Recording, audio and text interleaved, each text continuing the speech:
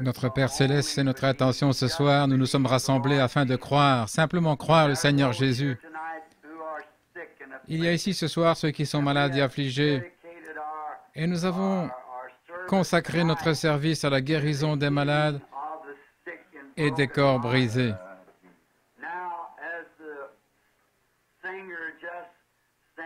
Comme le frère vient de chanter ce magnifique cantique, « Alors Jésus vint ».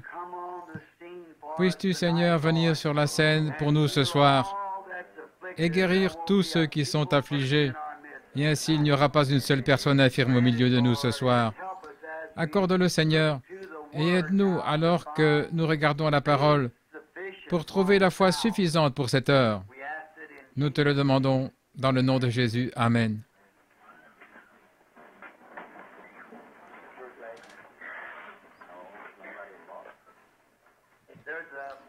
Il y a une paire de lunettes ici que quelqu'un a perdue et qui a été trouvée dans l'église. Si elles vous appartiennent, elles sont ici sur l'estrade, sur la chaire. Je sais que beaucoup travaillent et qu'ils doivent rentrer tôt chez eux.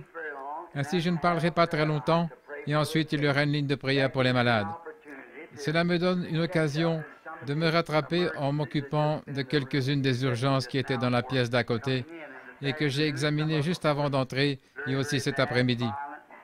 Certaines d'entre elles sont bien sûr très graves et violentes. J'ai fait des visites afin de prier pour les malades et j'ai vu la main de notre Seigneur Jésus guérir les malades et les affligés. Oh, comme il est merveilleux! Nous n'avons pas ces services de guérison très souvent, car généralement, le Saint-Esprit vient s'il y a un cas d'urgence et il le discerne très vite. Il le désigne et dit quelque chose à ce sujet. Quant aux autres, peut-être que ce n'est rien de très grave, et alors nous les laissons de côté. Je pensais qu'étant ici 2 fois aujourd'hui, il faudrait que nous consacrions un service à la prière pour les malades. Je crois dans la guérison des malades. Je crois que c'est un commandement de la Bible. Nous ne pouvons pas prêcher le plein évangile sans inclure cela. Maintenant, il est possible, je ne sais pas encore, je n'ai pas encore téléphoné à la maison ce soir, mais il est possible que dimanche prochain, je sois de nouveau ici. Et si vous ne recevez rien de notre part cette semaine, si Billy ne vous le fait pas savoir, il le saura dans le courant de la semaine. Et si vous n'avez pas de nouvelles, alors nous serons ici de nouveau dimanche prochain. Cela vous donne donc le jour de la fête du travail, voyez-vous, pour vous reposer et pour retourner chez vous. Ainsi, nous essayerons, si le Seigneur le veut. Eh bien, si vous n'avez pas de nouvelles, je pense que Billy vous enverra une carte ou alors il vous le dira durant les services d'une façon ou l'autre. Ainsi, s'il ne vous appelle pas, alors c'est que je reviens dimanche prochain. Frère Neville, si c'est en ordre. C'est bien. Y a-t-il quelqu'un qui désire savoir ce qui est arrivé à ce petit Collins? Pendant la durée des 7 sauts, les docteurs avaient dit que ce petit garçon qui avait du rhumatisme articulaire aigu, qu'il devait rester couché sur le dos et boire à l'air d'un tuyau. C'était ça. Le père et la mère l'ont emmené à la maison, l'ont déposé dans la chambre et ont prié pour lui. Et le Seigneur Jésus l'a guéri d'une façon si complète qu'il est retourné à l'école et l'administration les a convoqués à cause de cela. Ils ont alors appelé le spécialiste qui s'occupait de lui et ils ne pouvaient pas croire une telle chose. Ils ont conduit le petit garçon pour un examen et il était parfaitement normal et en bonne santé. Alors Jésus vint.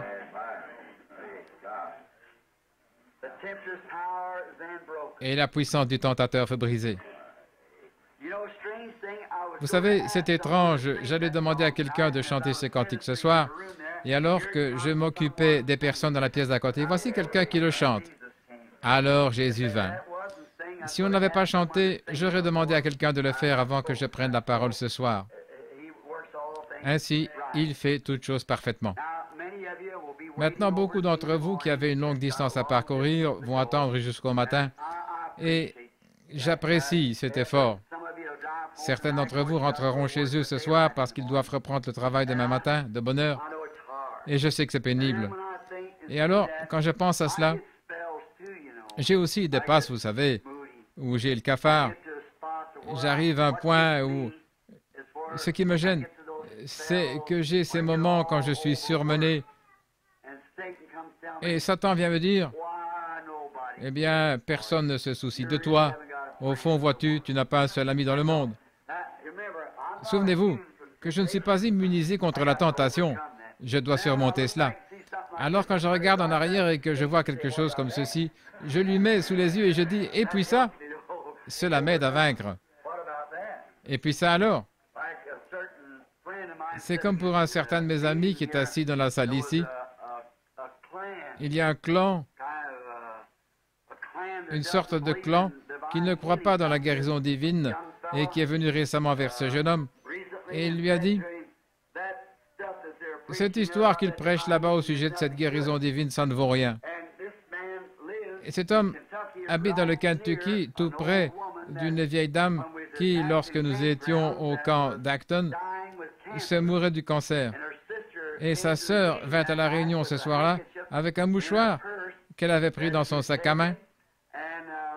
Et le Saint-Esprit appela cette dame, je n'avais jamais été dans cette région auparavant, et il lui dit qu'elle avait un mouchoir dans son sac à main et qu'elle l'avait pris à la maison et que sa sœur se trouvait sur une certaine montagne là-bas, se mourant d'un cancer de l'estomac et que le docteur avait abandonné.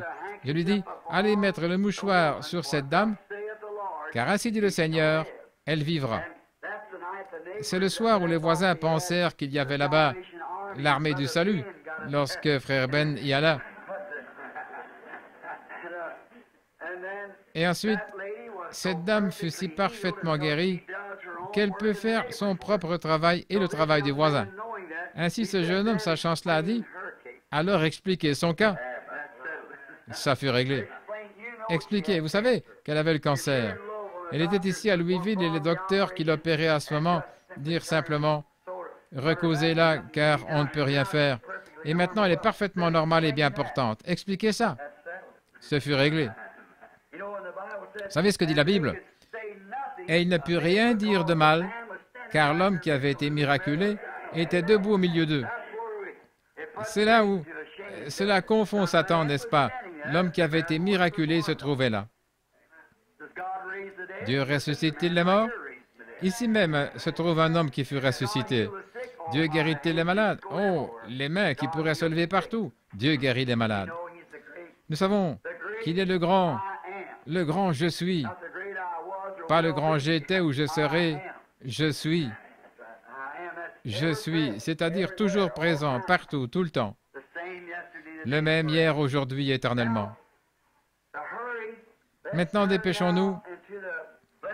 Lisons dans cette Bible bénie. Je désire lire un passage qui avait coutume de me troubler lorsque je le lisais. Et je désire avoir une ligne de prière ce soir, et je prierai pour tous ceux qui le désirent.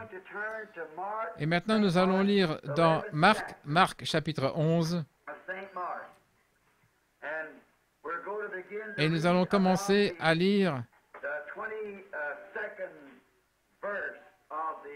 vers le verset 22 du chapitre 11 de Saint Marc. Beaucoup d'entre vous connaissent ce passage des Écritures. Il nous est très familier. C'était le passage auquel je pensais, frère Russell, quand il me parla au sujet de ces écureuils. C'était justement le passage auquel je pensais.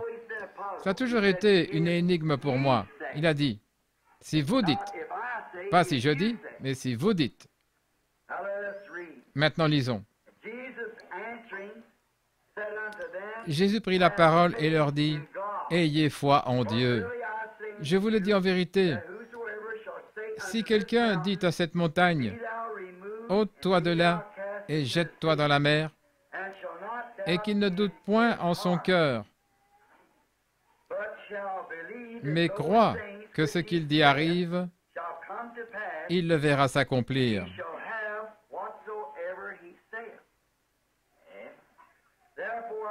C'est pourquoi je vous dis, tout ce que vous demanderez en priant, croyez que vous l'avez reçu et vous le verrez s'accomplir. Et lorsque vous êtes debout faisant votre prière, si vous avez quelque chose contre quelqu'un, pardonnez, afin que votre Père qui est dans les cieux vous pardonne aussi vos offenses. Mais si vous ne pardonnez pas, votre Père qui est dans les cieux ne vous pardonnera pas non plus vos offenses.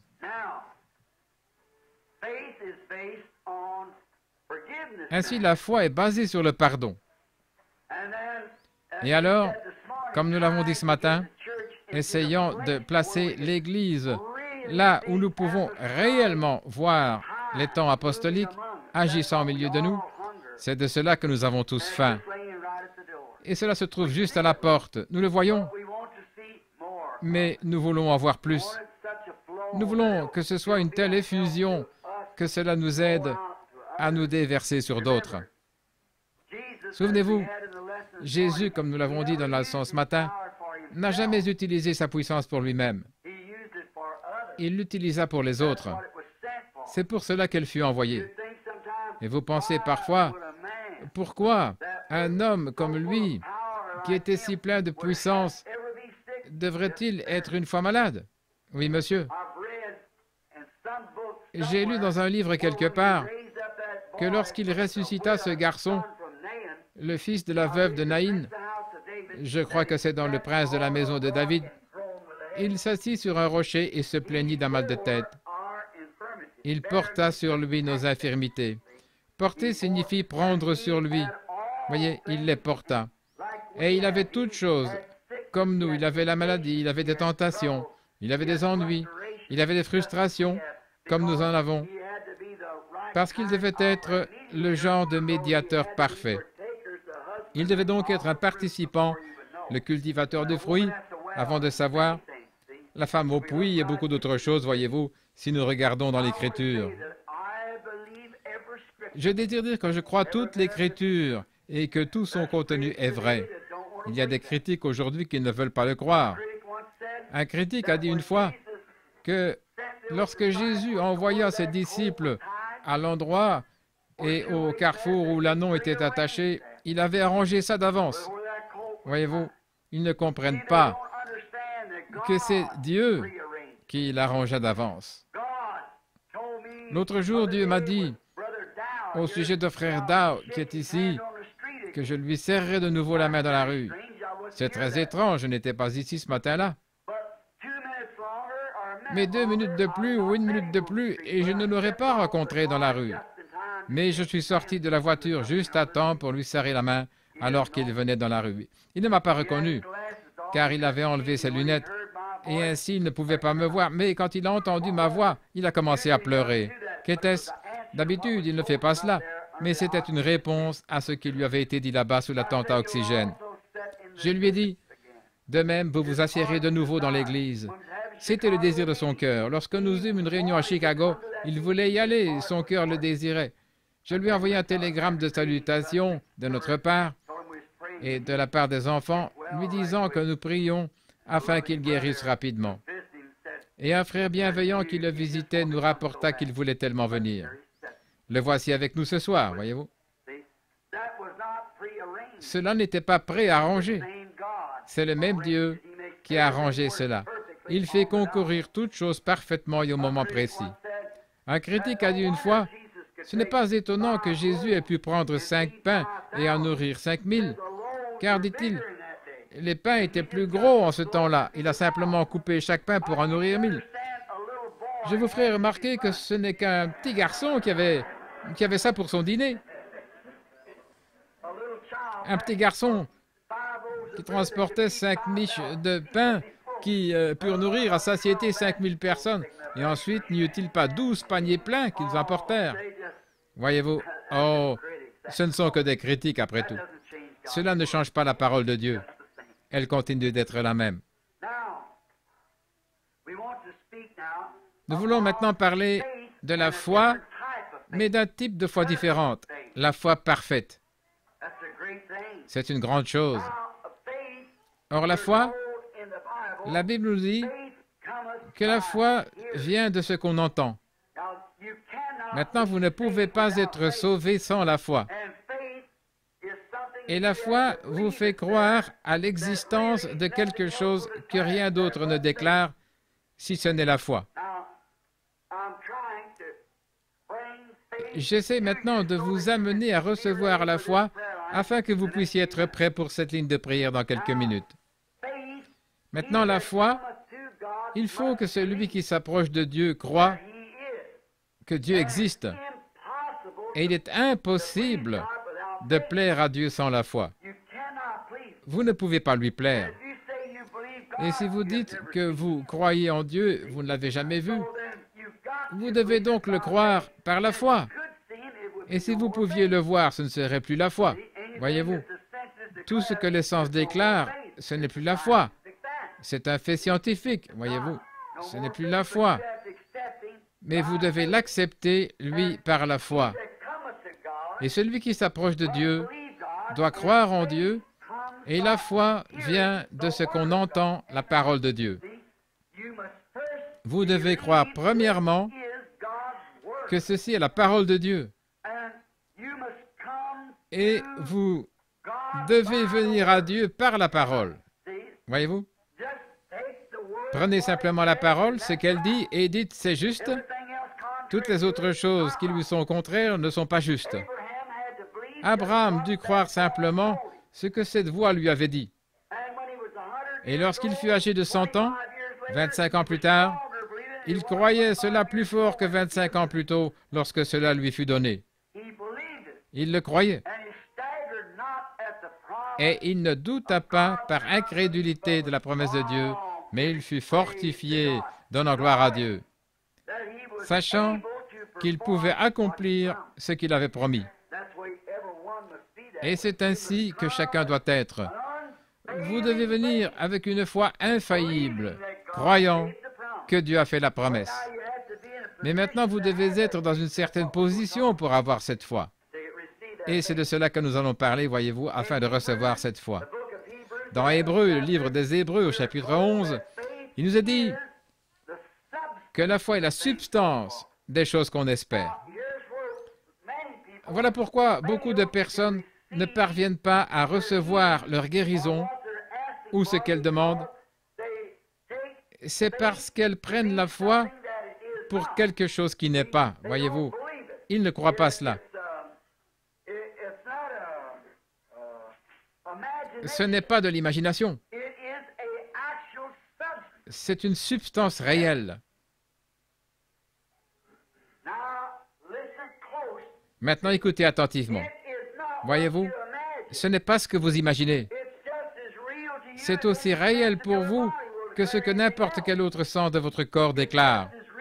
C'est aussi réel que si mes yeux déclarent « ceci est un morceau de papier ». C'est aussi réel que de dire que ceci est une lampe. C'est aussi réel que de dire « je sens ma veste ». C'est aussi réel que d'entendre ce bébé là-bas parler ou faire de petits bruits. Voyez-vous, c'est aussi réel que d'entendre de la musique. C'est aussi réel que tout ce que je goûte dans ma bouche. C'est à ce point réel, seulement vous ne pouvez pas le montrer à quelqu'un d'autre. Vous seul l'avez. Amen. C'est à vous. La foi est la substance, pas simplement un mythe. Tellement de personnes viennent. Maintenant, ce sont des leçons vraiment profondes. Je les effleurerai seulement, ensuite vous pourrez encore creuser. Notez bien, c'est quelque chose que vous possédez, pas de l'imagination. Si vous l'avez réellement, c'est aussi réel pour vous que n'importe quelle autre chose qu'il puisse y avoir. C'est aussi réel pour vous que de savoir que vous roulez en automobile, aussi réel pour vous que de savoir que vous êtes assis dans l'église, aussi réel pour vous que d'entendre ma voix. C'est une substance, pas une imagination, pas une émotion, mais c'est quelque chose que vous avez. Et cela vous vient en entendant la parole de Dieu, et cela seulement. La foi vient de ce qu'on entend et de ce qu'on entend la parole de Dieu. Cela fait alors que votre foi n'est pas dans un individu, elle n'est pas dans un homme, elle n'est pas dans une organisation, elle n'est pas dans un groupe de gens, Elle est en Dieu parce que Dieu est la parole. Votre foi est en Dieu. La foi vient en entendant la parole de Dieu. Alors quand Dieu, par sa parole, pas parce que quelqu'un d'autre a fait, ni parce que quelqu'un d'autre a dit, mais parce que la parole de Dieu dit. Il dit que toute parole d'homme soit un mensonge et la mienne reconnue pour vraie. Si vous voyez quelqu'un faire quelque chose par une parole, un acte de Dieu, une promesse de Dieu, beaucoup diront, je peux aussi faire cela, mais c'est de l'imagination. Et quand ils le font, vous les retrouvez ensuite naufragés quelque part. Cela doit être une substance. Alors c'est potentiellement de la foi. C'est quelque chose qui vous amènerait à la foi. Potentiellement, c'en est. C'est comme si vous me demandiez un chêne et que je vous donne un gland. Potentiellement, vous avez un chêne, mais il ne s'est pas encore développé. Mais quand il pousse vraiment, c'est un chêne. Et quand vous imaginez que Dieu fait ceci, mais quand cela vous est révélé, c'est alors de la foi. Une foi parfaite qui ne peut pas faillir. C'est la raison pour laquelle ces visions sont si extraordinaires pour moi. Parce qu'elles ont été reconnues juste chaque fois, voyez-vous. Et je sais qu'il l'a promis. Il a promis cela dans sa parole, et il vient ici et le promet pour ce jour. C'est pourquoi vous savez où vous tenez quand c'est lui qui le dit. Vous voyez, cela me donne la foi, parce que s'il ne fait rien qui soit contraire, il ne fait rien qui soit contraire à sa parole écrite, voyez-vous. Et si c'était contraire à la parole, je ne pourrais pas avoir foi en cela. Cela nous ramène directement à la parole, voyez-vous. La foi qui vient en entendant la parole de Dieu. Vous devez entendre la parole. La parole de Dieu est cette parole entièrement suffisante. Cette parole est tout ce dont vous avez besoin. La foi étant la substance, et dans Hébreu, nous découvrons ce qu'était la foi et ce que firent ceux qui l'avaient. Il y a souvent des personnes qui ont la foi aujourd'hui et qui demain ne l'ont pas, et le jour suivant, il y a autre chose. Mais aussitôt que Dieu l'ancre et que vous le voyez, il n'y a plus rien qui pourra vous ébranler. Sans quoi vous ne faites que tâter, tendre vers cela, présumer. Présumer signifie se hasarder sans autorité. Vous essayez ceci, vous essayez cela, vous allez de ce côté, vous courez ici et vous courez là. Vous n'avez pas encore la foi. Mais c'est ce que nous appelons la foi. Maintenant, excusez-moi. Je veux que vous saisissiez ceci. L'Église doit s'élever dans la puissance de Dieu. Nous sommes trop près de la fin maintenant. Je crois que l'Église est en état de recevoir l'enseignement de choses un peu plus profondes et d'en faire sortir un peu de cette soi-disant croyance afin d'entrer dans quelque chose de réel, voyez-vous. Ce doit être quelque chose que vous savez. Et si vous dites, Frère Branham, cela n'est pas la lumière, et pourtant je sais que c'est la lumière. Comment savez-vous que c'est la lumière? Je la regarde. Mais comment savez-vous que vous ne pourriez pas être dans l'erreur? Ma vue m'a toujours déclaré que cela était la lumière, voyez-vous.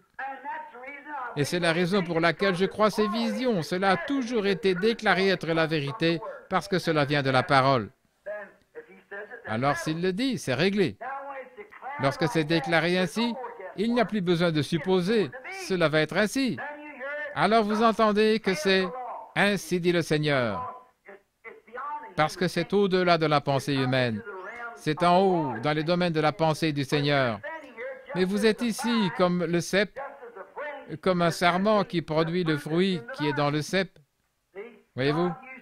Dieu utilise des hommes et uniquement des hommes. Dieu n'utilise pas des machines. Dieu n'utilise pas des groupes d'hommes. Dieu n'utilise pas des organisations. Dieu utilise des individus, toujours. La foi est la substance, et par elle nous comprenons comment toutes ces choses sont faites. Ce n'est pas une imagination, c'est une substance, et spécialement la foi parfaite. C'est de cela que je parle ce soir. Comment arriver à la foi parfaite? Ce n'est pas une imagination. Il y a des personnes qui viennent et qui disent « Oh, j'ai vraiment la foi, oh, je l'ai vraiment. » Alors pourquoi êtes-vous debout ici? Voyez-vous, vos actions prouvent que vous n'avez pas ce dont vous parlez. Voyez-vous, si vous avez la foi, alors pourquoi êtes-vous dans la ligne de prière? Pourquoi faites-vous ces choses? Voyez-vous, si vous aviez la foi parfaite, vous regarderiez directement à Dieu, vous croiriez, vous vous en diriez. Vous n'auriez pas besoin de venir dans une ligne de prière. Vous n'auriez pas besoin de ces choses, parce que votre foi l'a déjà fait. Voyez-vous, à quoi servirait-il que je dise « Je dois mettre une chemise ». Je porte une chemise. Comment savez-vous que vous portez une chemise? Eh bien, je la vois, je la sens, je sais qu'elle est là. C'est à ce point réel. Lorsque la foi parfaite s'accroche, vous n'avez rien besoin de plus. C'est déjà fait, vous le savez. Comment le savez-vous? La foi me le dit. C'est cela. Vous voyez? Comprenez-vous maintenant ce que je veux dire au sujet de la foi parfaite? En d'autres termes, je me risque à sortir, eh bien j'irai. La Bible dit, appelez les anciens pour qu'ils fassent l'onction d'huile et qu'ils prient pour cela. Je le sais, j'irai là-bas et vous dites, je vais être guéri. Vous voyez, vous le faites par vous-même. Si vous ne faites pas attention, vous allez vous emballer. Et alors que vous passez par là, vous dites, oh, je ne l'ai pas encore. C'est cela. Vous n'aviez pas la foi. Votre foi authentique le fera à ce moment-là. Votre foi authentique vous le rendra si réel que regardez la petite femme avec la perte de sang. Elle a dit, si seulement je peux toucher le bord de son vêtement, je serai guérie. Et aussitôt qu'elle le fit, elle dit qu'elle sentit au-dedans d'elle que sa perte de sang s'était arrêtée. Elle le crut réellement. Et quand elle le toucha, pour prouver qu'elle s'était arrêtée, Jésus se retourna et dit, « Qui m'a touché? » Ceci est la foi parfaite. Et cette même foi parfaite ce soir touchera Jésus-Christ comme elle le fit alors. La femme vint avec une foi parfaite à ce moment-là. Maintenant, nous voyons qu'au commencement, les disciples n'avaient pas cette foi parfaite. Ils ne l'avaient pas parce qu'ils avaient eu Christ et qu'ils avaient marché avec lui. Mais ensuite, ils eurent Christ en eux. Par conséquent, vous voyez qu'il est difficile d'avoir cette foi parfaite sans le Saint-Esprit. Il doit l'amener. Il le fait. Maintenant, vous dites, les disciples n'avaient pas la foi parfaite. Non, car ils avaient là un enfant épileptique et ils essayaient de chasser ce démon hors de lui, mais ils ne purent pas le faire. Et le Père, voyant Jésus venir, lui dit, « Nous avons amené mon fils vers tes disciples, mais ils n'ont pas pu le guérir. » Voyez-vous? Et ensuite, les disciples dirent à Jésus, « Pourquoi ne pouvions-nous pas le guérir? » Et Jésus leur dit, « À cause de votre manque de foi, de votre incrédulité. » C'est juste. À cause de votre incrédulité. Maintenant, souvenez-vous qu'ils avaient la puissance. Jésus leur avait donné la puissance pour guérir les malades, ressusciter les morts et chasser les démons juste quelques jours avant. Ils avaient la puissance, mais pas la foi pour utiliser la puissance.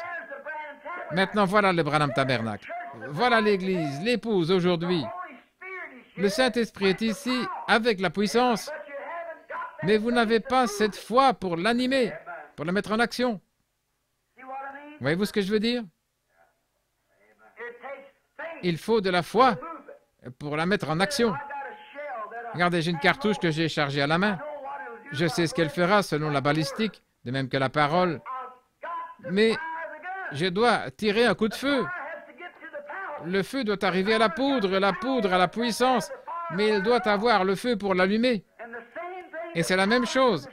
La poudre est dans la cartouche, mais elle a besoin de la foi pour l'allumer et la projeter dehors. C'est ce qu'il faut.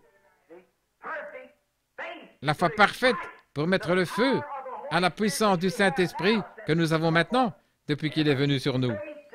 La foi pour mettre le feu, pour voir de grandes choses.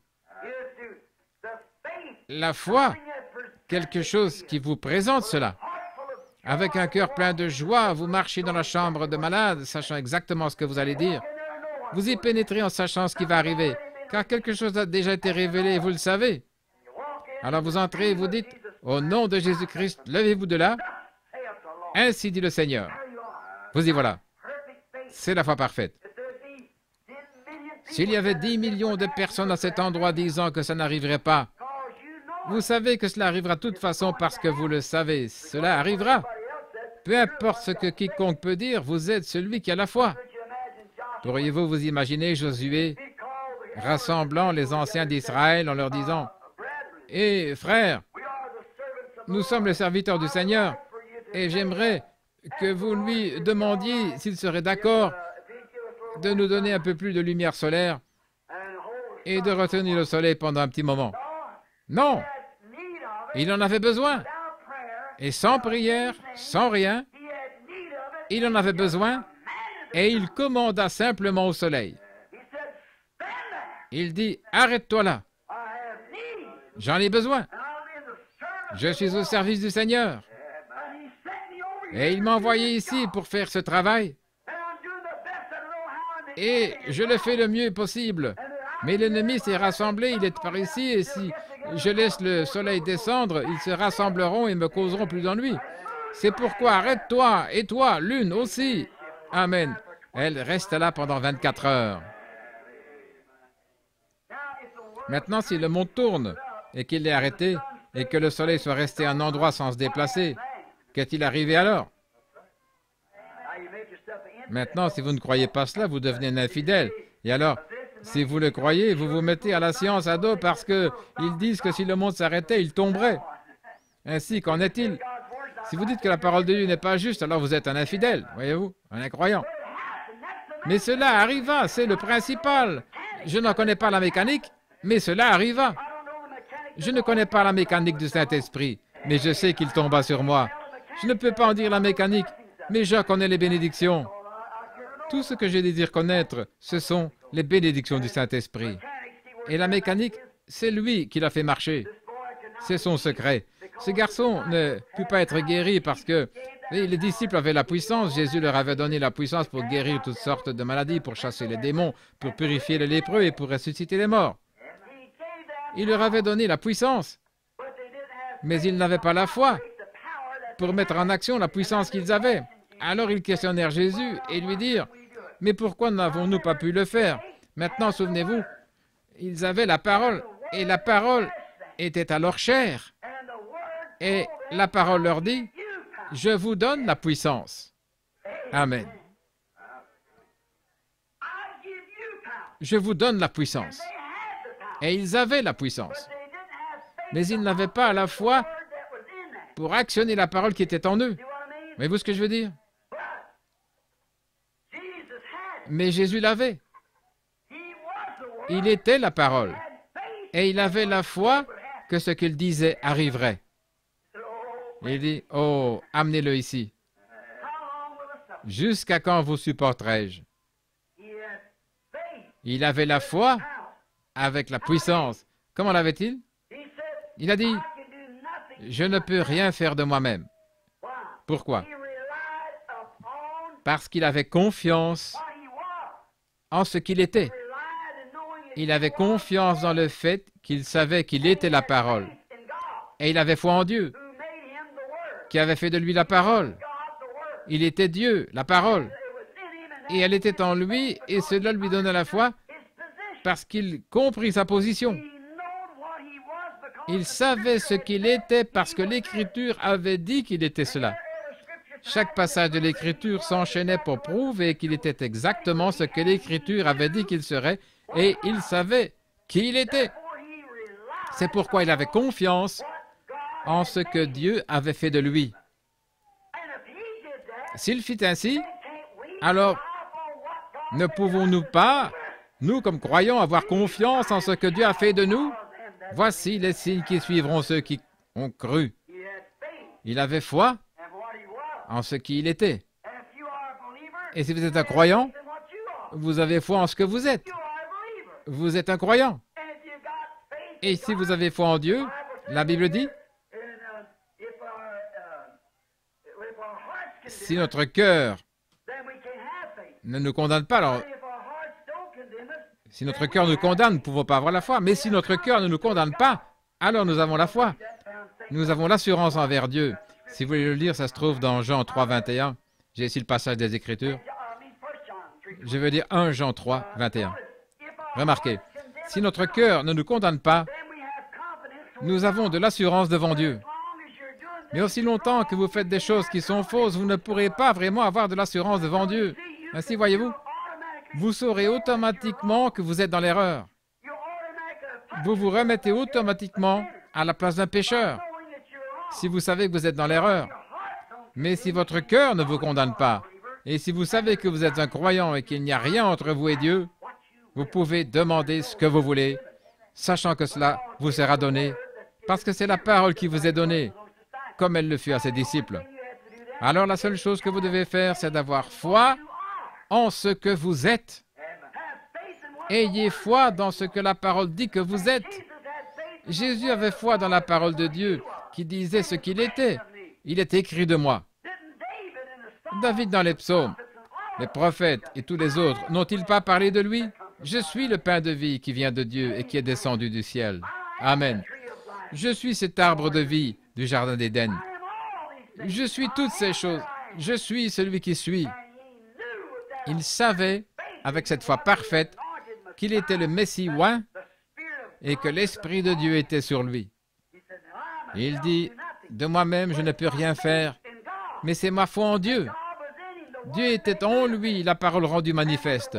Et quand la parole de Dieu vient en vous, elle est rendue manifeste, car vous êtes un croyant. Voyez? Et un croyant, c'est la foi de Dieu agissant en vous. Vous aimez ça? J'aime enseigner ce qu'est réellement la foi. Il savait qui il était et sans l'ombre d'un doute, il savait qu'il était le Fils de Dieu. Il le savait.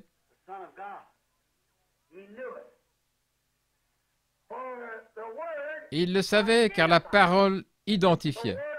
La parole de Dieu identifiait qui il était. Il a dit, si je ne fais pas les œuvres de mon Père, alors ne me croyez pas. Mais si je ne fais pas ces œuvres-là, ne me croyez pas. Mais si je les fais, alors croyez en elles, car elles sont la manifestation de la parole qui avait été promise. Oh, si seulement vous pouviez vous réveiller à cela une minute. Vous voyez? La parole elle-même identifiait qui il était. Et il dit, qui de vous me convaincra de pécher? En d'autres termes, qui peut me montrer que ma vie et mes œuvres n'accomplissent pas exactement ce qu'on attend du Messie? Personne ne peut rien dire, car c'est ce qu'il était. Il avait alors la foi pour croire que tout ce qu'il dirait s'accomplirait. Ensuite, il se retourna et dit, les œuvres que je fais, vous les ferez aussi. Encore un peu de temps et le monde ne me verra plus, mais vous me verrez parce que je serai avec vous et même en vous. Ne vous inquiétez pas de ce que vous direz, car ce n'est pas vous qui parlerez, c'est votre Père qui habite en vous qui parlera. Ce n'est pas moi, c'est le Père qui demeure en moi qui accomplit les œuvres. Voyez-vous ce que je veux dire? L'identification d'un chrétien de l'Écriture, ce sont ces mots que Jésus prononça. Ces signes suivront ceux qui auront cru. Comment pouvez-vous vous appeler un croyant, un peuple, et nier ces paroles? Comment pouvez-vous vous appeler un croyant et nier une partie de cette parole? Voyez-vous? Vous ne pouvez pas le faire. Vous n'êtes pas un croyant. C'est pourquoi ces signes ne peuvent pas vous suivre, car vous acceptez et croyez seulement ce que vous voulez, et le reste, vous ne le croyez pas. Mais vous devez prendre le tout et le croire. Et lorsque vous croyez vraiment, pas soi-disant, alors ces signes suivront ceux qui auront cru. Oh, pourriez-vous comparer un chrétien d'aujourd'hui avec ces chrétiens d'autrefois? Voyez combien ces disciples marchaient dans la puissance de l'Esprit, poussés par le Saint-Esprit, tel un prisonnier, comme je l'ai prêché l'autre soir, un prisonnier de la parole et de la volonté de Dieu. Il ne pouvait même pas bouger avant que Dieu ne le pousse à le faire. N'aimeriez-vous pas voir une telle église se lever? Elle le fera. Nous retournons à cela. Cela doit arriver, c'est vrai. C'est en route maintenant, je le crois. car la parole l'a identifié, a identifié ce qu'il était, et la même parole nous identifie. Voyez-vous? Si un homme m'aime, il gardera mes commandements. S'il dit qu'il m'aime et qu'il ne garde pas chacun de mes commandements, c'est un menteur. Et la vérité n'est même pas en lui. Vous dites, je ne crois pas tout. Alors, c'est que vous n'êtes qu'un incroyant, c'est tout. Si la Bible dit, alors c'est juste. Et c'est ainsi pour l'éternité. Ce que dit la Bible, c'est la vérité. Remarquez ce qu'il nous a dit. Si vous demeurez en moi et que ma parole demeure dans vous. Jean 15. Si vous demeurez en moi, si vous avez foi en lui, si vous demeurez en moi et que ma parole demeure en vous, alors vous, demandez ce que vous voulez. Vous voyez, il savait qui il était. C'est pourquoi il avait la foi. La foi put produire lorsqu'il sut qui il était. Si vous demeurez en moi et que ma parole demeure en vous, alors vous savez qui vous êtes. Demandez ce que vous voulez. Ne serait-ce pas merveilleux ce soir si tous ceux qui viennent dans cette ligne de prière disaient « Je suis un chrétien, rien ne me condamne. Je sais que mon cœur ne me condamne pas. Quelque chose me dit que ce soir, c'est la fin de ma souffrance. » Si vous croyez, vous repartirez d'ici avec quelque chose. Voyez-vous, peu importe avec quelle émotion vous venez ou ce que vous faites, cela ne marchera pas avant que cette foi parfaite ne soit manifestée et identifiée en vous comme une substance. Mais lorsqu'elle est là, rien ne peut vous ébranler, vous en détacher. Si vous aviez le cancer et que le docteur vous ait dit hier que vous alliez mourir avant lundi matin, votre cœur est atteint, vous ne pouvez plus respirer, le cancer vous a rongé complètement, votre circulation sanguine s'est entièrement transformée en cancer, quel que soit votre état, et que quelque chose vienne avec la substance de cette foi véritable, que la foi parfaite devienne une substance en vous, vous ririez au nez de ce docteur. Vous seriez comme le vieil Élie lorsqu'il marchait devant l'idole en disant « Pourquoi m'appelez-vous pas un peu plus fort, voyez-vous? Peut-être qu'il est occupé. » Il savait ce qu'il allait faire, car Dieu lui avait dit ce qui allait arriver. Il dit que le Dieu qui répondra par le feu soit Dieu. Ils dirent « Nous acceptons cette proposition. » Et ils versèrent de l'eau sur les autels. Ils se firent des incisions et firent tout le reste. Et ils appelèrent « Ô Baal, réponds-nous. » Élie était aussi calme que possible. Il dit « Appelez un peu plus fort, il est peut-être occupé. Il est peut-être à la pêche, il fait peut-être quelque chose d'autre, vous voyez. Il est parti quelque part. » Il se moquait d'eux, parce qu'il savait que cela allait arriver. Oh, regardez ce qu'il fit lorsque tout fut en ordre. Il alla là-bas et dit « Éternel, Dieu d'Abraham, d'Isaac et d'Israël. » Il n'utilisa pas le nom de Jacob, filou. Il appela Israël, prince avec Dieu. Éternel Dieu d'Abraham, d'Isaac et de ce prince, Jacob, que l'on sache aujourd'hui que je suis ton serviteur et que j'ai fait ceci, non selon mon désir, ni de moi-même, mais sur ton ordre, selon ta volonté, et que c'est toi qui m'as dit ce qu'il fallait faire. Tu m'as montré que ces choses seraient ici. Maintenant, j'ai versé l'eau sur l'autel, j'ai fait toutes ces choses selon ton commandement. Maintenant que cela se sache, et quand il eut dit cela, le feu tomba des cieux. Il avait confiance qu'il tomberait parce qu'il avait la substance. Pourquoi? Parce que la parole l'avait dit. La Bible est la même parole de Dieu. Et quand vous pouvez recevoir la substance, ce qui est la foi parfaite, la substance que cette promesse faite par Dieu vous appartient. Comment vous sentez-vous, frère Branham, quand vous êtes là debout et que vous voyez venir des personnes parlant dans différentes langues? Avez-vous peur? Non, monsieur. Non. C'est lui qui l'a dit. Je n'ai encore jamais eu peur, parce que c'est lui qui me l'a dit. Et je crois que c'est la vérité. S'il me disait ce soir d'aller au cimetière présidentiel et de ressusciter demain George Washington, j'inviterais le monde entier et je dirais « Venez le voir s'accomplir. Amenez tous les critiques possibles et mettez-la aux alentours, car vous allez voir la gloire de Dieu. Mettez cette chaise à cet endroit afin que vous puissiez vous asseoir et vous reposer un petit peu. Il sera là dans un moment, aussitôt que je l'appellerai. » Lorsque je vis cette nuit, ou plutôt ce jour-là, ce petit garçon en Finlande, qui était étendu mort depuis une demi-heure, le corps écrasé, le sang coulant des yeux, du nez et des oreilles, ses petites jambes brisées dans ses petites chaussettes et ses pieds sortant du bout de ses chaussettes, plus de souliers. Alors que je regardais, je pensais, ça devrait être ce garçon-là. J'ai dit, dites, regardons à la fin de cette Bible, frère Moore. Frère Lindsay et frère Moore regardèrent et c'était écrit, il arrivera, dit le Seigneur. Oh là là, que dans un pays où il pousse beaucoup de sapins et où des rochers sont amoncelés, il y aura un petit garçon aux cheveux coupés courts. Il portera des pantalons courts qui se boutonnent ici en haut et des chaussettes longues. Il aura les yeux bruns et ceux-ci seront révulsés. Il sera tué dans un accident automobile, mais tu poseras tes mains sur lui et il reviendra à la vie. C'était écrit là. Et il était étendu là. Amen, attendant la parole. J'ai dit, si ce garçon n'est pas vivant d'ici 2 minutes, alors je suis un faux prophète. Chassez-moi hors de Finlande. Mais s'il est vivant, tombez sur votre face et repentez-vous. J'ai dit, mort, tu ne peux pas le retenir. Je réclamais son esprit selon la parole de Dieu, au nom de Jésus-Christ. Et il se leva d'un bond. C'est vrai. Vous voyez, la foi s'y accrocha. Dieu l'a dit, et le voilà. C'est Dieu qui parle en ce jour par des visions. Mais si cette vision était contraire à ceci, elle serait fausse. Ceci est plus que la vision. Si une vision est contraire à la parole, abandonnez-la. Elle n'est pas de Dieu. Dieu ne contredit pas sa propre parole. Ainsi, si cette parole vous dit quelque chose, alors vous pouvez avoir la même confiance que cela va arriver. Il n'y a rien. Si elle dit, ils imposeront les mains aux malades et ils seront guéris. Eh bien, frère, si la foi, si cette foi parfaite s'y accroche, lorsque vous aurez passé par cette ligne de prière, vous sauterez en partant d'ici et vous crierez, c'est terminé. C'est terminé, c'est entièrement terminé, c'est fini. Si vous aviez une requête dans votre cœur et que vous croyez que la prière qui a été faite pour cela sera exaucée, vous n'avez rien à discuter, car c'est ce qui va arriver. Comme pour la femme avec la perte de sang. Jésus avait la foi parfaite. Il l'avait. Et elle vint parce qu'il était la parole. Et vous devenez la parole. Vous devenez la parole.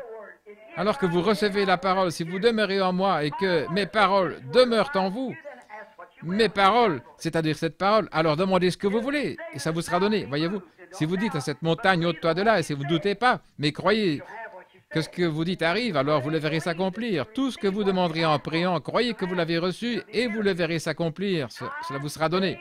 Ni le temps, ni l'espace, ni rien d'autre ne le changera. Vous savez que c'est déjà fait. Très bien. Et il a dit, si vous demeurez en moi et que ma parole demeure en vous, ici dans Jean, demandez ce que vous voudrez, cela vous sera donné. Alors reconnaissez votre position dans l'Écriture en tant que croyant. Voyez, vous devez reconnaître votre position de même qu'il reconnut sa position. N'est-il pas écrit que Christ viendrait et qu'il ferait toutes ces choses, dit-il à Cléopas et aux autres ce matin-là? N'est-il pas écrit dans les Écritures qu'il devait souffrir et être mis à mort pour ensuite ressusciter le 3e jour? Pourquoi êtes-vous si lents à comprendre? Et ils pensèrent, comme cet homme parle différemment des autres hommes. Et quand ils furent dans l'auberge, ils découvrirent que c'était lui. Voyez-vous, leurs yeux étaient empêchés de le reconnaître. Toutefois, ils remarquèrent qu'il se référait continuellement aux Écritures et ils surent que c'était lui. Vous devez croire en ce que vous demandez. Si vous êtes un croyant, reconnaissez-vous comme tel. Reconnaissez que ces choses sont pour vous. S'il y a une condamnation dans votre vie, commencez par rectifier cela, voyez-vous. Si vous avez une condamnation, vous pouvez demander à Oral Roberts et à une douzaine d'autres personnes qui ont la foi de venir ici et de prier pour vous, de sauter en bas, en haut et de verser de l'huile sur vous, 5 litres à la fois. Mais ça ne bougera toujours pas, c'est vrai. Qu'arrive-t-il à ceux qui ne sont pas guéris dans les réunions de Oral? Je les retrouve dans la ligne de prière, vous l'entendez dire. On a déjà prié pour vous. Un homme avec des cheveux foncés, assez grand, ayant une forte mâchoire, c'est Oral Roberts, voyez-vous. Et c'était dans une telle ville, à un endroit appelé ainsi. Oui, c'est vrai, voyez-vous. Tel homme a prié pour vous, vous voyez comme cela. Mais voici votre problème, voyez-vous. Allez rectifier cette chose. Allez là-bas et confessez ce péché à votre mari ou à votre femme. Allez faire cette chose. Cela ne vous fera jamais de bien, peu importe qui prie pour vous, avant que vous ne rectifiez cela. La condamnation est dans votre cœur et Dieu ne viendra pas dans un cœur qui est condamné. Dieu n'y habite pas. Vous devez le rectifier. Ensuite, quand vous l'avez, vous devez avoir la foi. Si tout est juste, vous devez avoir la foi et croire. N'ayez pas peur. Dans le livre de Job, il est dit que Job eut peur. Et ce qu'il craignait arriva effectivement. Qu'est-ce qui en fut la cause? Sa crainte. C'est ce qui le fit arriver. Sa foi l'aurait gardé de cela. Mais sa crainte le lui amena. Il avait peur que cela n'arrive et cela arriva.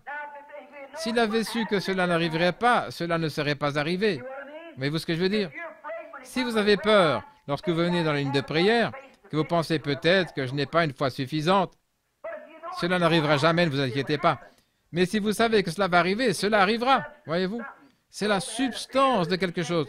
Job craignait que ces choses ne lui arrivent, et elles lui arrivèrent. Si vous craignez que votre maladie ne vous quitte pas, elle ne vous quittera pas. Si vous avez la foi, elle vous quittera. Demandez à n'importe quel médecin. La première chose qu'il fera, c'est vous donner confiance dans les médicaments qu'il vous donne. Si vous n'avez pas confiance en lui, vous feriez mieux de le laisser, voyez-vous? C'est sûr. Alors, qu'est-ce que c'est? C'est la foi qui opère la guérison. C'est la foi qui fait cela tout le temps. Pierre, tout alla bien pour lui jusqu'à ce qu'il eût peur. La parole lui avait dit qu'il pouvait marcher sur l'eau. Il eut peur. D'abord, il pensa que c'était un fantôme. Et il dit, « Seigneur, si c'est toi, ordonne que j'aille vers toi sur les eaux. » Il dit, « Viens. » C'est exactement la même chose que Jacques 5, 14 et que Marc 16. Le même Dieu qui a dit cela, il a dit, « Viens. » Et ainsi, il commença à marcher. Tout allait bien. Il sortit du bateau. Il commençait à marcher. Il y avait un gros orage sur la mer, vous savez, avec de grandes vagues coiffées d'une crête blanche. Elles étaient plus grosses que les collines ici, et l'écume se brisait sur eux. C'était terrifiant de voir, peut-être, ces 5 ou 6 mètres d'écume blanche et ces vagues qui se brisaient. Et ce fut une chose terrifiante pour lui de demander, « Seigneur, si c'est toi, voyez-vous, il ressemblait à une ombre ou à un esprit. » Il dit, « Si c'est toi, ordonne que j'aille. » Voyez-vous, et il fit un pas. C'est le Seigneur, je vais simplement marcher. Mais quand il regardait les vagues, il eut peur. Que se passa-t-il dans son esprit? Premièrement, il pensa, je vais marcher parce que la parole m'a dit de marcher. Et ensuite, il regarda, eh bien, à ses symptômes. Il regarda et vit la grosseur de ces vagues. Et il eut peur. Et aussitôt, il s'enfonça. Voyez-vous? Ce qu'il craignit arriva. Ce qu'il crut arriva. Quand il crut qu'il pouvait marcher, il marcha. Quand il crut, quand il eut peur, malgré sa croyance, alors sa substance le quitta. Voyez-vous? Il professait toujours sa foi, mais il n'avait pas la substance. La substance aurait passé par-dessus cette vague et aurait été directement vers lui s'il avait eu la foi parfaite. Voyez-vous? Mais il ne l'avait pas. Il pensait qu'il l'avait. Il l'avait au début. Il était prêt à se hasarder en dehors du bateau. Le Seigneur m'a dit de le faire. Ça doit arriver. Il sortit donc du bateau et s'en alla. Il ne pensa jamais aux vagues et combien elles étaient contraires. Cela ne lui vint jamais à l'esprit. Mais quand vous commencez à penser, maintenant attendez, vous savez, j'ai été malade si longtemps, stop. Vous feriez mieux de retourner sur le bateau, voyez-vous. Mais quand vous arrêtez de penser à cela, Abraham ne considéra point que son corps était déjà usé et que Sarah n'était plus en état d'avoir des enfants. Il ne pensa pas à cela, il ne le considéra même pas. Cela ne lui vint même pas à l'esprit. Il ne le considéra même pas du tout. Il considéra seulement ce que Dieu avait dit et il alla de l'avant. Aussi longtemps que Pierre fit cela, il marcha. Mais Jésus vivait dans un monde que personne ne connaissait. Il était une personne étrange. Il vivait dans un monde de foi parfaite, dans le Dieu parfait dans lequel il était. Si nous vivions comme des chrétiens, avec une foi parfaite, nous serions des mystiques pour le monde. Les gens ne vous comprendraient pas. Vous marcheriez dans l'esprit. Ce que l'esprit dirait, vous le feriez. Ce qu'il interdirait, vous ne le feriez pas. Alors les gens commenceraient à dire, vous seriez une personne mystique pour eux. C'est ainsi pour tous les croyants. Ils sont des mystiques. Les gens ne comprennent pas parce qu'ils vivent dans un monde à eux. Jésus vivait dans un monde que personne d'autre ne pouvait toucher. Les disciples ne pouvaient pas le comprendre. Quand il leur parlait, il disait ensuite, « Tu parles par énigme. Nous ne comprenons pas. Comment cela peut-il être? » Voyez-vous, il n'était pas dans le monde dans lequel il vivait. Il ne pouvait pas le comprendre. Personne ne pouvait le comprendre. Ainsi, quand un homme vit par la foi et marche par la foi, je veux dire la foi en tant que substance, il est isolé du monde entier et devient une nouvelle créature en Christ. Maintenant, vous arrivez dans la matière pour l'épouse. Voyez-vous? Maintenant, vous arrivez dans la condition nécessaire pour l'enlèvement. Cela veut dire que chacun d'entre nous, pas seulement le pasteur, les diacres ou les administrateurs, mais aussi les laïcs, chaque individu marche dans un monde avec Dieu seul.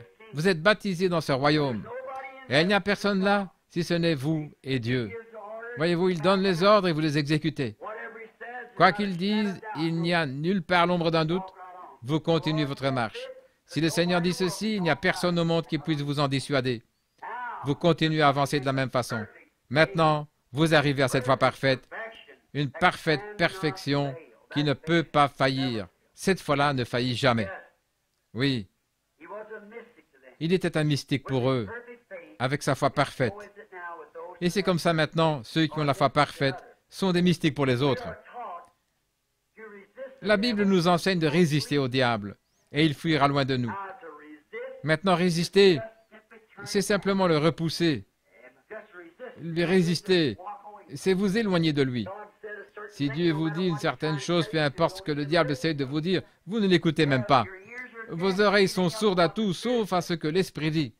Voyez, que celui qui a des oreilles entende ce que l'Esprit dit aux églises.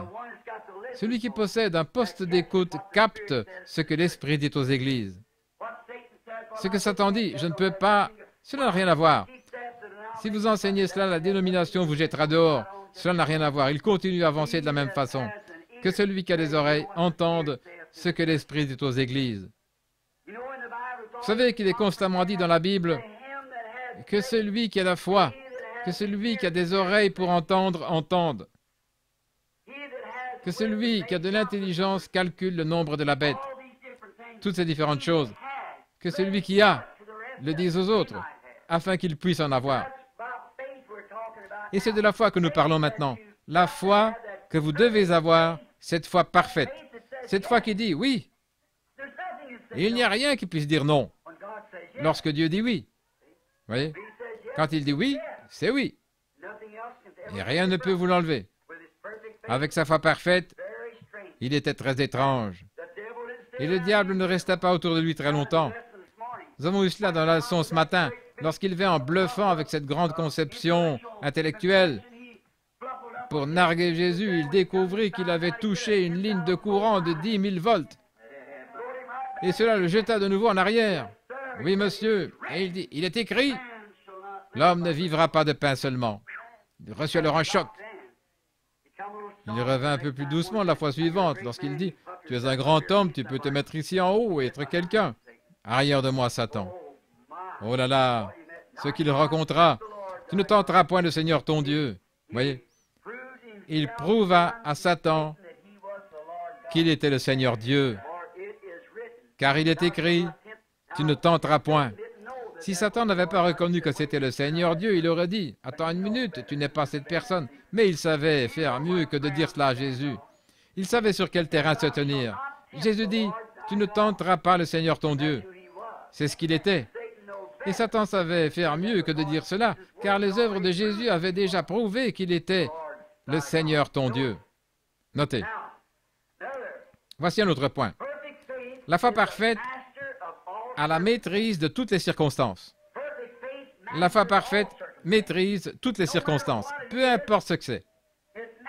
Elle le maîtrise. Maintenant, regardez.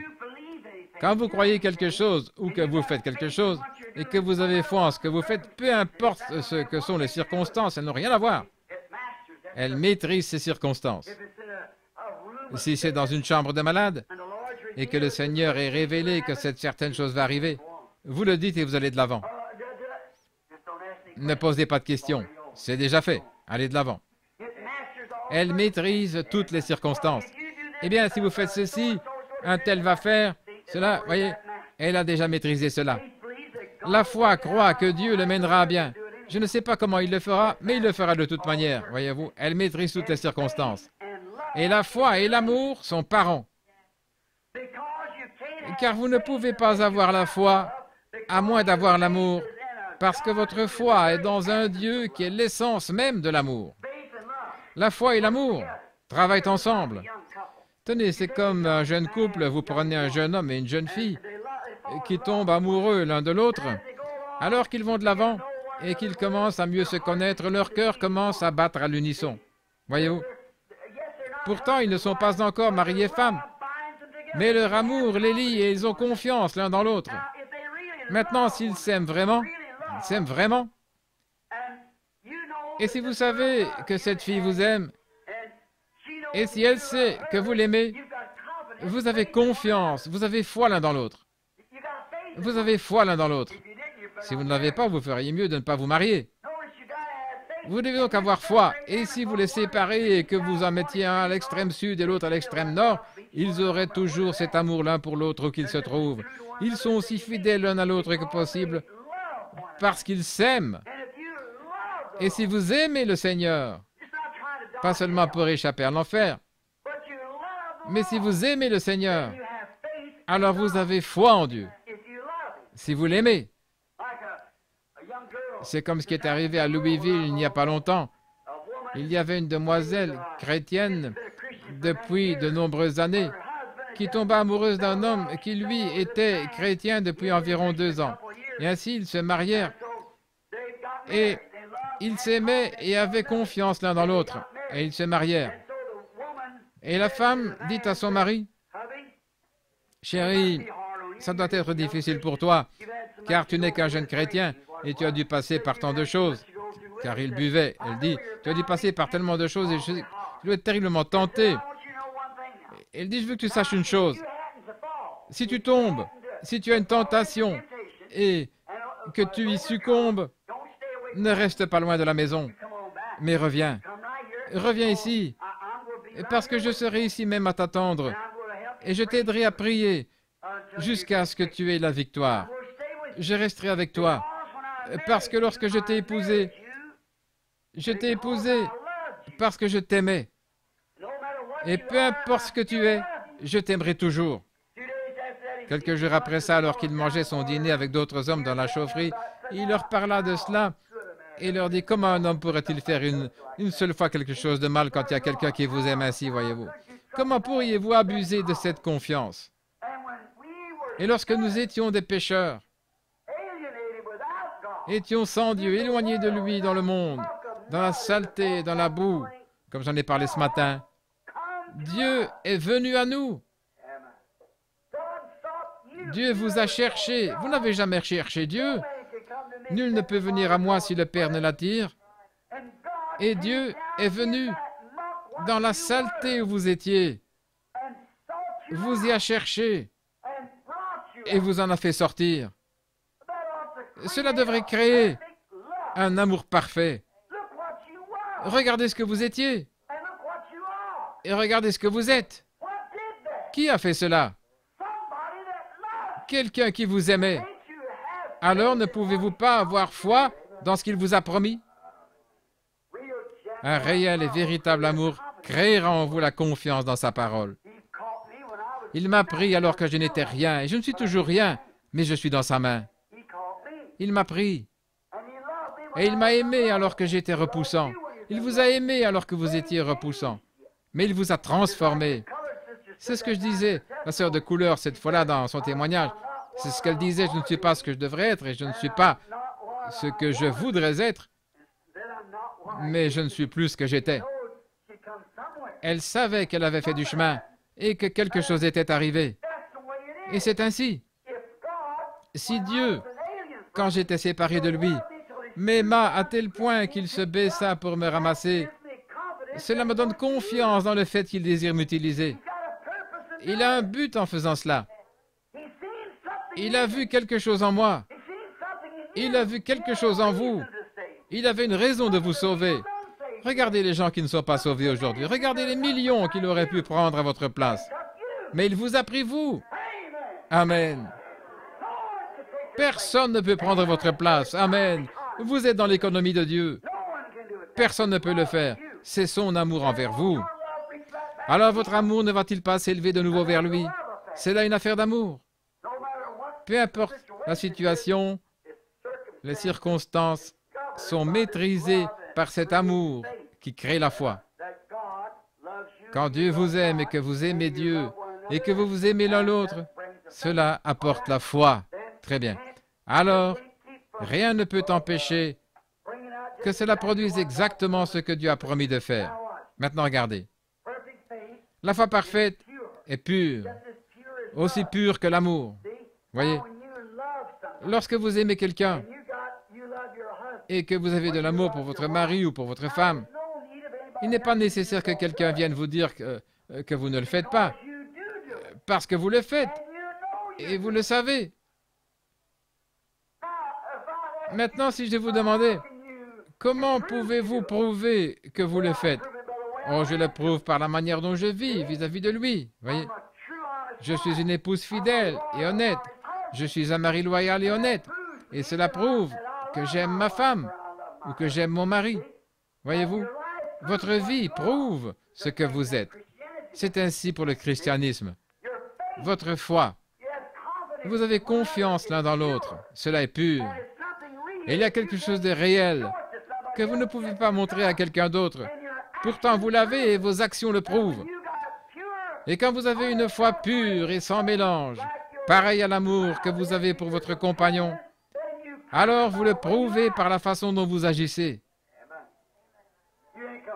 Vous ne vous plaignez plus, car vous savez que c'est accompli.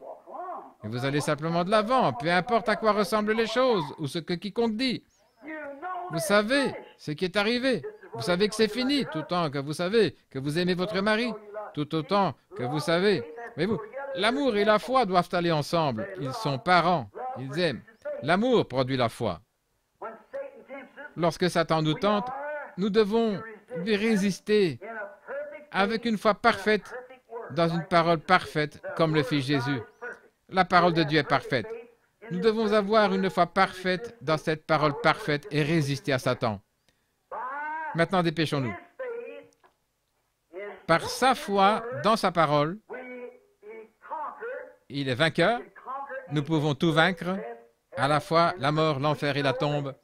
Nous savons que Dieu est Dieu et que par une foi parfaite, dans une parole de Dieu parfaite, il vainquit tout ce qui entra en contact avec lui. La mort ne pouvait même pas tenir en sa présence. La maladie ne pouvait pas tenir en sa présence. De lui coulait comme des rivières de vertu, et cela coulait constamment. La vertu sortait de son vêtement. Ces gens se couchaient dans son ombre et s'avançaient pour toucher de leurs doigts son vêtement, et ils étaient guéris. Après que cette femme eut fait cela, tout le monde voulait toucher son vêtement, parce qu'ils avaient vu que de lui sortait constamment de la vertu qui coulait comme un fleuve. Il était là marchant dans un monde avec la foi parfaite, parce qu'il était la parole. Et maintenant, si vous demeurez en moi, au travers de lui, il vous apporta la parole, et que mes paroles demeurent en vous, alors marchez de la même manière, des vertus coulant de vous, des rivières, des fontaines de bénédiction de Dieu se déversant sur les gens. Voyez-vous ce que je veux dire? Vous ne le simulez pas, ce n'est pas du bluff, vous ne l'imaginez pas. Cela arrive effectivement et vous le voyez. Si vous ne faites que l'imaginer, ça ne vous fait aucun bien. Mais si c'est réellement là, cela arrive vraiment. Maintenant, remarquez. Par elle, cet homme-là, il peut dire, si vous détruisez ce corps, ce temple, je le relèverai en 3 jours. Pourquoi? Il en était convaincu parce que les Écritures avaient dit que oui, le Messie le ferait. Je ne livrerai pas son âme au séjour d'amour, au séjour des morts, ni ne permettrai pas que mon bien-aimé voie la corruption. Un prophète à qui la parole est adressée avait dit que cela arriverait et il savait qu'il était cette personne-là.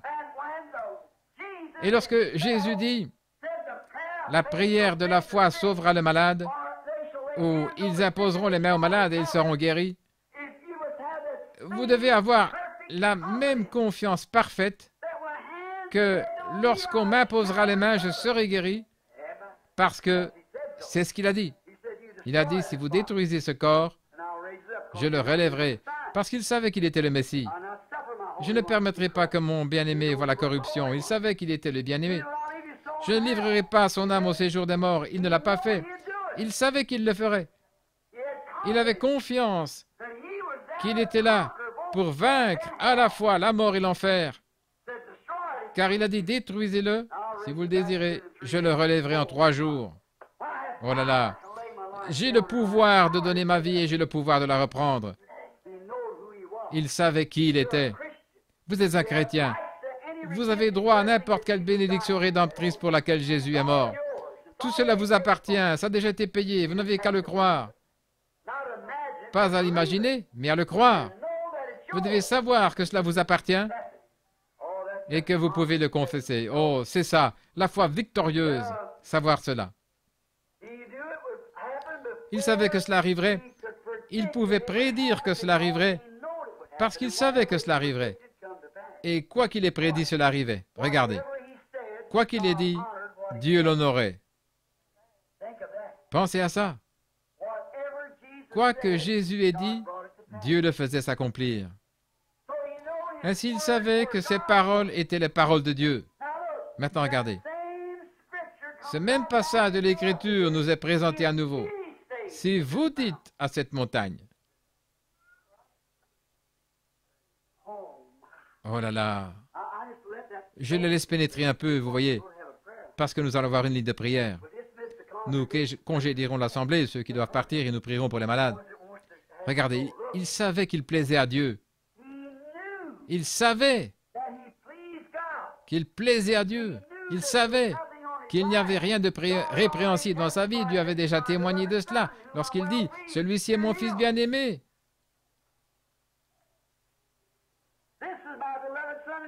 En qui j'ai trouvé mon plaisir. Écoutez-le, celui-ci est mon fils bien-aimé. Le jour de son baptême, j'ai trouvé mon plaisir à faire ma demeure en lui, et rien ne peut le condamner. Maintenant, quand le même Dieu vient à vous, et qu'il trouve son plaisir à habiter en vous, et trouve son plaisir à honorer votre parole, votre décision, quelle fut la décision de Josué? Soleil, arrête-toi! Et il s'arrêta. Amen. Certainement. Quelle fut la décision de Moïse? Il leva son bâton sur une rivière comme cela et réclama qu'elle s'ouvre. Et elle s'ouvrit, voyez-vous, quoi que vous demandiez. Et si vous dites à cette montagne, ôte-toi de là, et si vous ne doutez pas, dans votre cœur, mais croyez que ce que vous dites arrive, vous le verrez s'accomplir. Cela vous remet dans la parole. Maintenant, ce n'est pas du petit lait. Cela vous y remet. Je sais que cela veut peut-être passer par-dessus vos têtes, voyez-vous, parce que cela ne peut pas s'ancrer. Mais une réelle et véritable foi le saisit en ce moment. Je l'ai vu, les amis. Voici cette Bible qui est ouverte devant moi. Je l'ai vu arriver. Et je sais que c'est la vérité. Je sais, Dieu dans le ciel le sait, qu'il se peut que je ne vive pas assez longtemps pour pouvoir finir ce message. Mais je sais que c'est arrivé. Je l'ai vu moi-même. Je suis un témoin de l'accomplissement de cette parole. Et je sais que c'est la vérité. Vous le dites. Et puis vous restez là et vous voyez le Créateur créer un être vivant juste devant vos yeux. Vous secouez la tête et vous posez des questions. Et ensuite, vous regardez autour de vous et vous le voyez en créer un autre, exactement pareil. Parce que vous l'avez dit. Et quand vous venez par ici et vous dites, il y en aura un autre là, et vous regardez et le voilà. Maintenant, c'est la vérité. Oh, où devrions-nous être? Voilà la foi parfaite. Pas de vision. Prenons simplement la parole. Je n'ai jamais vu l'écureuil. Il a simplement prononcé ce passage des Écritures, de ce qu'il était. Et dis-le. Et ne doute pas. Et ce que tu as dit sera là. Et j'ai pris Dieu à sa parole et il était là. C'est vrai. C'est aussi puissant. Mes amis, en tant que votre pasteur, c'est aussi puissant que lorsque Josué arrêta le soleil. parce que le soleil était déjà là. Les éléments se déplaçaient et il arrêta leur mouvement. Mais ici, il a apporté quelque chose qui n'était pas là. Il a créé. Je suis si content de connaître le Dieu qui peut un jour prendre la poussière de la terre et sans qu'il n'y ait rien, me rappeler de nouveau à la vie après que j'ai été enterré dans la tombe. Oh là là, c'est cela. Ma foi regarde à toi, toi agneau du calvaire. Si vous le dites et si vous ne doutez pas, mais croyez que ce que vous dites arrive, vous le verrez s'accomplir. Voyez-vous, croyez que cela arrivera. David dans les psaumes parla de lui. Et avec cette foi, il prit sa puissance et s'occupa des autres. Il ne la garda pas seulement pour lui-même, mais avec elle, il s'occupa des autres. Il fit aussi l'impossible pour sauver les autres. Et il peut faire la même chose maintenant. Il a promis la même foi aux croyants dans sa parole. Et Jean, comme il l'a dit, dans Saint Jean 14, 12, Marc 16, et aussi dans Marc 11, 23, que nous venons de lire. Maintenant, regardez. Il nous est apparu sous la même forme que dans l'Ancien Testament et que dans le Nouveau Testament. Et il a fait connaître le même Christ par la même parole. Et je vous déclare que Christ est le Saint-Esprit. Le mot Christ signifie le oint, une personne qui est ointe. C'est cela le Christ. Le oint. Combien savent que c'est vrai? Le oint. Il est dit qu'il y aurait un homme qui serait oint. Oint de quoi? La Bible dit, dans Acte 2, que Jésus de Nazareth, cet homme à qui Dieu rendit témoignage et qu'il oignit du Saint-Esprit, s'en alla et fit de grandes œuvres. Et Dieu manifesta et prouva qu'il était dans cet homme. Et maintenant, nous devenons, en étant oints par ce même esprit, des messiettes oints, des messies des derniers jours, pour faire resplendir la résurrection de Jésus-Christ, pour montrer qu'il n'est pas mort, mais qu'il est dans la forme du Saint-Esprit dans son peuple, et qu'il agit au milieu de son épouse. Il est amoureux d'elle. Il se déverse en elle. Ils deviennent un pour le souper des noces. Et les mêmes signes, promis par le même Dieu, dans la même parole, produisent les mêmes manifestations que lui. Il ne nous reste plus rien d'autre à faire que de croire. Et croire cela, c'est la substance. Et cela crée une foi parfaite. Pensez combien nous sommes engourdis. Pensez une minute. Regardons. A-t-il bien fait toute chose? Nous a-t-il déjà dit quelque chose qui ne soit pas arrivé exactement tel qu'il avait annoncé? N'a-t-il pas accompli et fait exactement ce qu'il avait promis de faire? Et la grande colonne de feu n'a-t-elle pas été parmi nous? La science ne l'a-t-elle pas photographié après qu'il eût été prédit ce qui arriverait, alors là même, et les journaux et les revues en ont parlé et ont montré cela, alors que ces choses avaient été annoncées? N'a-t-il pas fait exactement de la même manière que dans l'Ancien et le Nouveau Testament? Et c'est exactement le même. Le même Saint-Esprit vient et discerne, et la parole de Dieu est vivante et plus pénétrante qu'une épée à deux tranchants. Elle discerne les pensées et les intentions du cœur, n'est-ce pas vrai? Cela n'est-il pas le même Dieu? Et ce même Dieu n'est pas un étranger se trouvant dans un autre endroit. Il est ici et il fait ceci pour créer une voie parfaite. Je le sens, je sais qu'il est ici maintenant. Je sais que son esprit est ici. Je sais qu'il sait toutes choses. Amen. Et je sais qu'il veut faire quelque chose. Il est en train de faire quelque chose afin de créer cette perfection dans la foi des gens. Allons-nous entrer dans l'éternité avec 8 âmes sauvées, comme ce fut le cas au jour de Noé? Allons-nous être 3 comme Lot lorsqu'il sortit de Sodome? Allons-nous être 6 croyants comme au jour de Jean-Baptiste? Croyons, car ses œuvres sont parfaites. Elles sont manifestées chaque jour parfaitement devant nous, nous montrant qu'il est la parole. La parole. Hébreux chapitre 4 dit, la parole de Dieu est plus pénétrante qu'aucune épée à 2 tranchants. Elle discerne même les pensées et les intentions du cœur. Pensez à cela. La parole de Dieu est cela.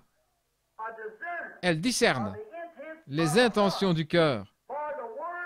Car la parole de Dieu est vivante et opérante et plus pénétrante qu'aucune épée à 2 tranchants, atteignant jusqu'à la division de l'âme et de l'esprit,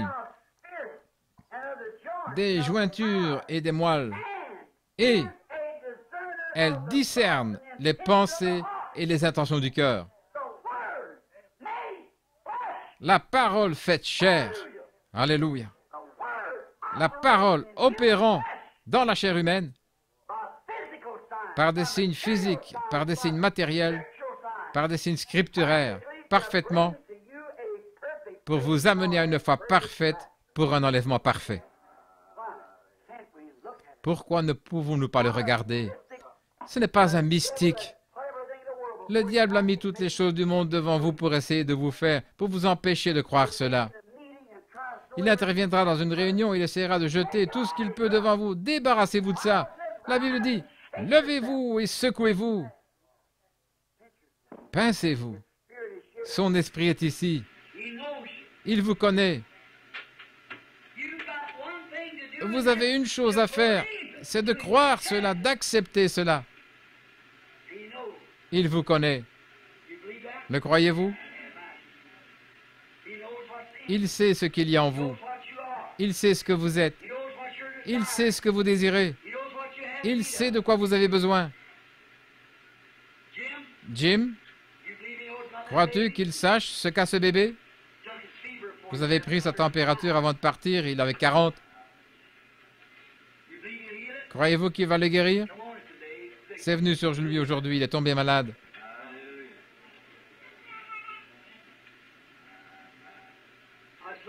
Mais cela le quittera. Je viens de regarder par ici et j'ai vu ce qu'ils ont fait avant de quitter la maison.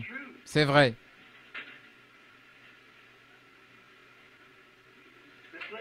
Madame Little, croyez-vous que Dieu vous donnera la victoire sur ce diabète? Il y a une dame qui est assise à côté de vous, je ne vous connais pas, mais l'esprit est sur elle. Ce qui la tracasse, c'est qu'elle a un enfant qui doit être opéré d'un œil. Elle est de Chicago. Vivante, opérante, plus qu'aucune épée à 2 tranchants. Et elle discerne, qu'est-ce? La parole. Croyez-vous cela? Certainement. Il y a une dame qui est assise juste là, dans la rangée suivante. Vous venez d'être opéré de l'œil et cela n'a pas très bien réussi. Mais si vous le croyez, cela ira bien pour vous. Le croyez-vous? Très bien. Vous pensiez à cela. Madame Peckinpah, ce n'est pas pour vous, c'est pour ce petit-fils qui est assis ici. Vous priez pour cela, mais croyez-vous que Dieu le guérira? Vous croyez que Dieu peut me dire ce qui ne va pas pour lui? Les docteurs ne le savent pas. Non, c'est vrai. Ses poumons sont congestionnés. C'est vrai. Il a une maladie du sang. C'est correct. Vous êtes un peu troublé au sujet de le laisser aller à l'école ou pas. Vivante, opérante, plus qu'aucune épée à 2 tranchants. Je vois une femme qui vomit sa nourriture. Elle est quelque part, laissez-moi reconnaître son visage. Oui, elle est assise là. Son nom est Madame Llewellyn. Si vous croyez de tout votre cœur, ce trouble de l'estomac vous quittera. Amen. Il y a une dame qui est assise à la même hauteur qu'elle, de l'autre côté, au bout de la rangée, et qui me regarde, elle porte des lunettes. Elle a de l'arthrite. Celle-ci est dans votre main gauche. Elle y était, mais elle n'y en est plus maintenant. Oui, si vous croyez. Qu'en est-il de ce bébé qui est là? Il vient de l'Ohio. Il a un cancer à l'œil. Croyez-vous que Dieu le guérira? Il le fera, si vous le croyez. Ashland, Ohio, croyez-vous maintenant que Dieu le guérira? Il le fera. Qu'est-ce que c'est? Opérante, vivante, plus qu'aucune. La dame qui est ici, quelque chose l'a frappée. Elle souffre de son épaule. C'est vrai. Est-ce vrai? Très bien. Croyez, cela vous quittera. Voyez-vous? La parole de Dieu discerne les pensées et les intentions du cœur. Maintenant, il n'y a pas de carte de prière dans ce bâtiment. Personne n'a distribué de cartes de prière. Nous ne les utilisons pas ici. C'est simplement pour garder l'ordre. Voulez-vous que l'on prie pour vous? Combien désirent que l'on prie pour eux pendant que la parole est manifestée dans la chair? Que cette rangée ici se lève et s'avance de ce côté. Que premièrement cette partie vienne ici, ceux qui désirent que l'on prie pour eux. Ensuite, après cela, je désire que cette partie ici vienne derrière. Et ensuite, quand ils auront passé, que cette partie ici vienne. Vivante, pénétrante. Une épée à 2 tranchants. Pourrait-elle faire cela? Non, monsieur, mais la parole de Dieu peut le faire. Pourquoi? Parce que c'est la parole de Dieu. Maintenant, le croyez-vous? Le grand médecin. Où est cette sœur qui vient du Tennessee? Sœur Angren Downing. Le grand médecin est proche maintenant. Je n'oublierai jamais ce qui arriva à Fort Wayne ce soir-là, lorsque cette jeune fille Amish ou Dunkard qui était assise là, joua le grand médecin est proche maintenant. Quand elle entendit que ce petit garçon était guéri, elle fit un saut, le Saint-Esprit tomba sur elle, sa jolie chevelure glissa sur ses épaules, et le piano ne manqua pas une seule note. Le grand médecin est proche maintenant, le compatissant Jésus. Une puissance surnaturelle faisait bouger les touches du piano et cela jouait. Le grand médecin est ici maintenant. Regardez. Vous croyez? Vous devriez le faire. Maintenant, souvenez-vous. Maintenant, si vous ne le croyez pas, ne venez pas, restez assis. Je ne vais pas m'avancer sans conviction. Je viens en le croyant. La Bible dit, ces signes suivront ceux qui auront cru. S'ils imposent les mains aux malades, ceux-ci seront guéris. C'est exactement cela. C'est à une certaine condition. Si vous croyez. Maintenant, moi, je le crois. Dieu vous a prouvé que je croyais cela, voyez-vous. Il manifeste sa parole pour montrer que c'est sa parole. L'accomplissement de l'Écriture le démontre. Maintenant, croyez quand vous passerez par ici, voulez-vous? Et alors, que je vous imposerai les mains, c'est exactement ce que la Bible a dit. Tu as ici de l'huile, frère Neville, pour l'onction. Prends-la, viens de l'autre côté, accomplissons l'Écriture. Viens de ce côté, et oins chaque personne alors qu'elle passera, et nous prierons pour elle. Maintenant, afin que je sois sûr que j'ai la prière de la foi pour chacun de vous, et que tous ceux qui sont des croyants posent leurs mains sur quelqu'un d'autre, étendez votre bras et croisez vos mains les uns sur les autres.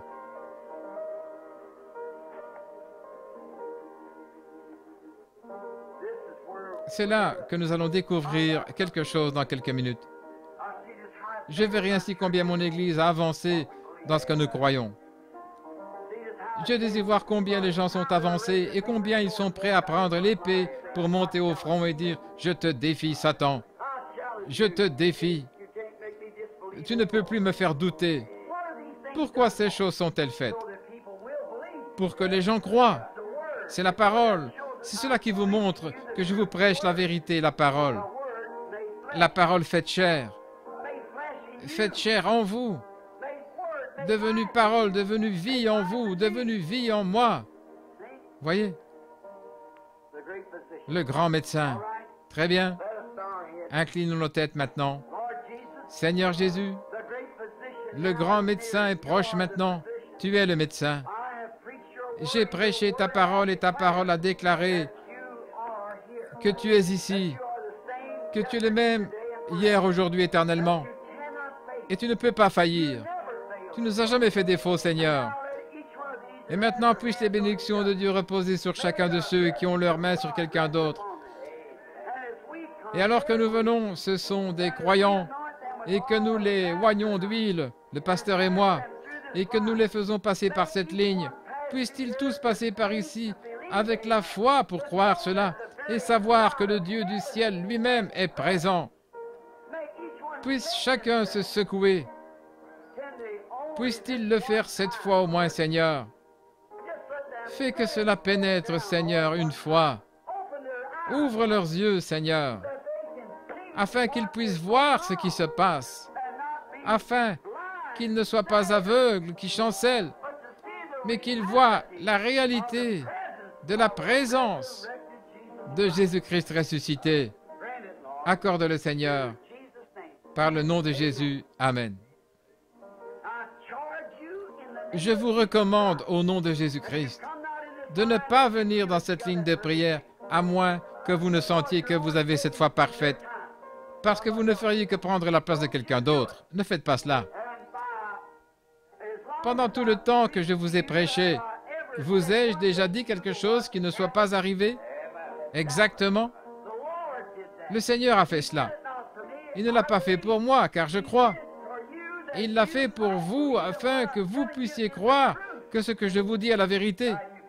Maintenant, croyez-le. Ça ira bien. Et vous guérirez. En venant ici, déposez votre incrédulité dans cette poche spirituelle là-bas. Vous ne la verrez pas, mais elle sera là. Quand cette huile vous touchera, déposez votre incrédulité à cet endroit. Déposez-la et partez avec cette foi parfaite que vous serez guéri. Voulez-vous le faire alors que Dieu vous bénisse? Très bien, je vais demander à quelqu'un qui peut diriger les chants. Où est ce prédicateur, le frère? Quel est son nom? Frère Capps. Est-il dans la ligne? Venez ici, frère Capps. Mettez-vous là et chantez avec l'assemblée pendant que nous prions tous. Le grand médecin est ici maintenant. Que chacun de vous chante avec son cœur. Ne chantez pas comme cela en disant « Je vais chanter, grand médecin est proche ». Maintenant, le compatissant Jésus, il réconforte le cœur abattu, le compatissant Jésus. Oh là là! Soyez sur vos gardes! Soyez prêts à agir, soyez vigilants. Oui, le grand médecin est ici maintenant, le compatissant Jésus. Il prouve qu'il est ici. Je crois en lui. Amen. Très bien.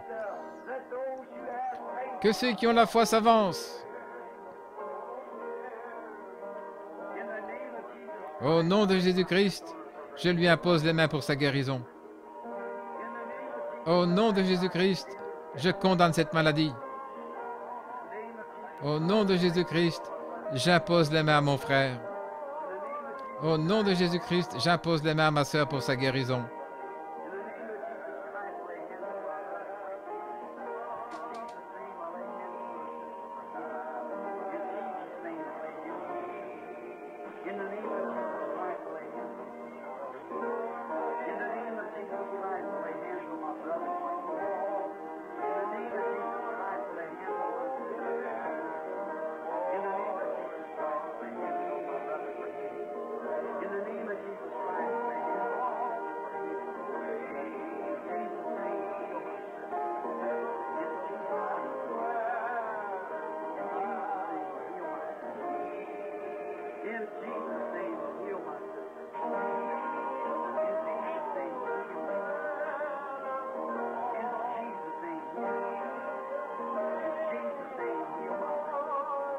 Au nom de Jésus, guéris cet enfant.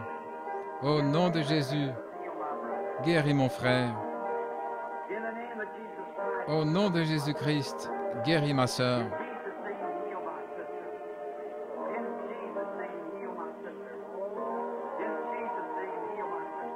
Au nom de Jésus, guéris ma sœur.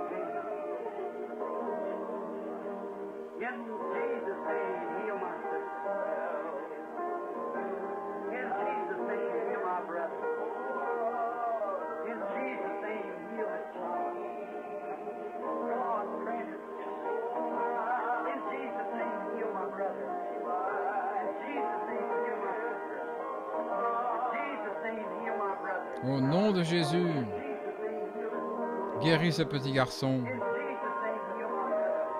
Au nom de Jésus, guéris ma sœur.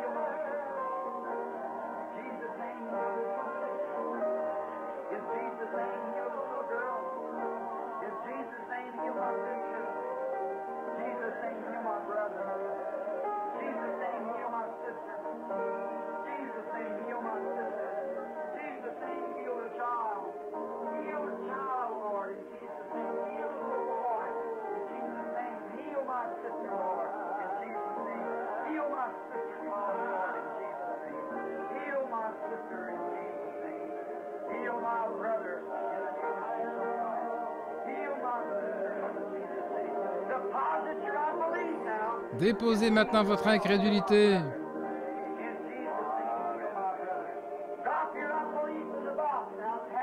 Faites maintenant tomber votre incrédulité dans cette boîte. Alors que vous passez par ici, prenez cette foi parfaite. Au nom de Jésus, accorde le Seigneur.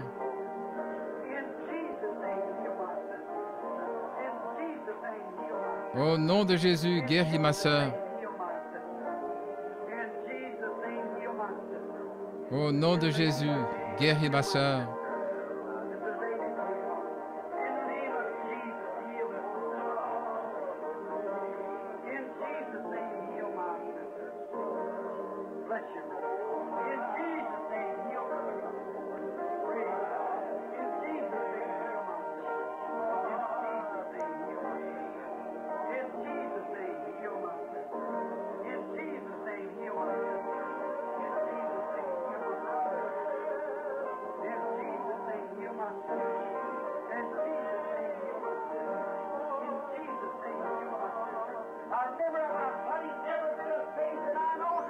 Maintenant, rappelez-vous, je mets en ceci toute la foi que j'ai, au mieux de ma connaissance, pour un but.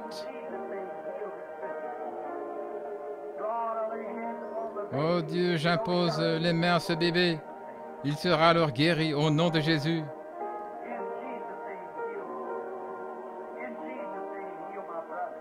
Au nom de Jésus, guéris mon frère.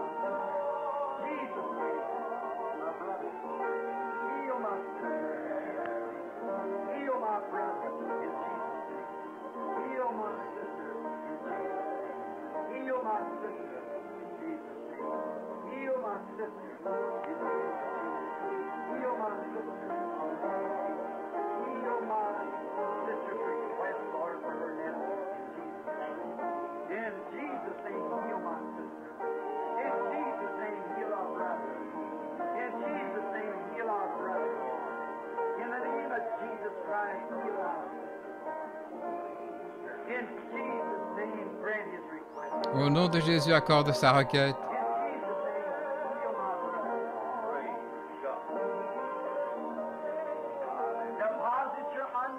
Déposez votre incrédulité. Venez maintenant en croyant. Dieu l'accordera.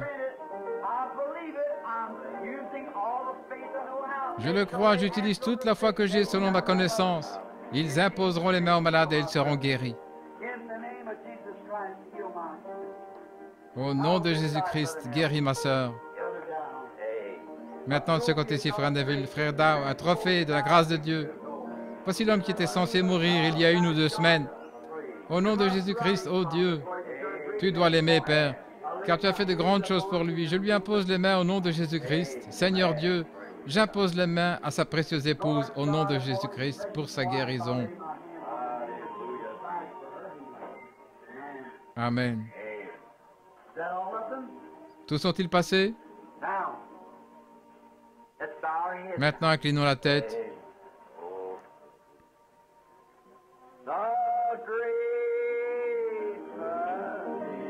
Le grand médecin est proche.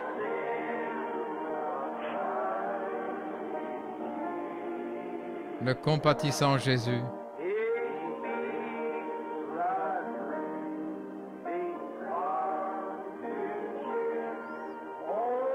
Il réconforte les cœurs abattus. Oh, entendez la voix de Jésus.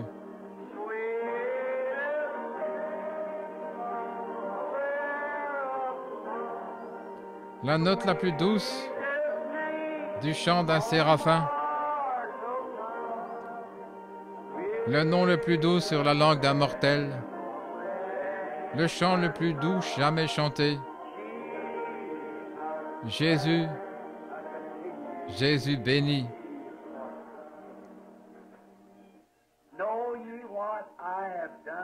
Savez-vous ce que je vous ai fait? Vous m'avez appelé votre pasteur, et vous dites bien, car je le suis. Si moi, en tant que votre pasteur, ai été identifié par Jésus-Christ comme faisant son œuvre, alors croyez ma parole. En faisant cet acte de foi et en vous imposant les mains, j'ai condamné la maladie et les afflictions qui vous tourmentaient. Croyez-le. Ainsi, vous recevrez votre requête, peu importe ce que c'est, car toutes choses sont possibles à ceux qui croient. Et quand vous priez, croyez que vous recevez ce que vous avez demandé. Et je crois vraiment que je le reçois. Et dans mon cœur, j'accepte chacune de vos guérisons.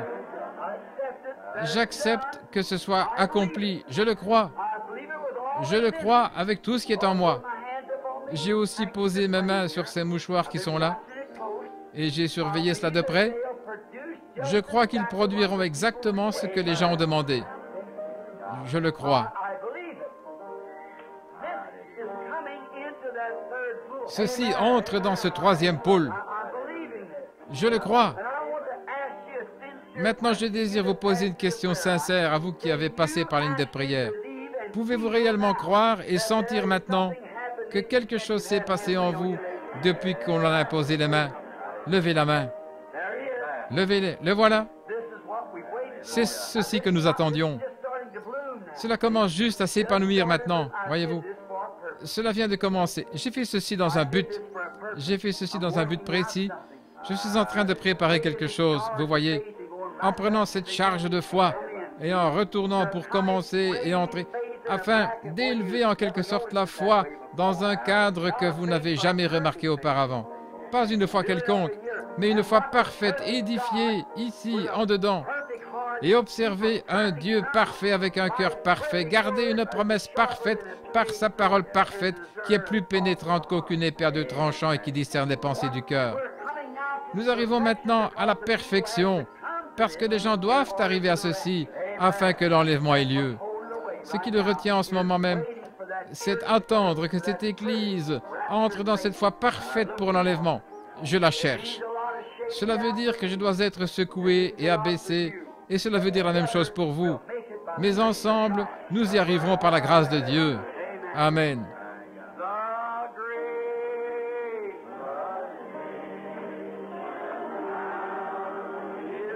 Le grand médecin est proche maintenant. Le compatissant Jésus. Seigneur Jésus, fortifie mon cher frère, pasteur, Seigneur. Puisse ton Saint-Esprit guérir à jamais ce pasteur et le garder en bonne santé et fort pour le service auquel tu l'as appelé. Au nom de Jésus, je réclame cela, Seigneur, car je l'aime.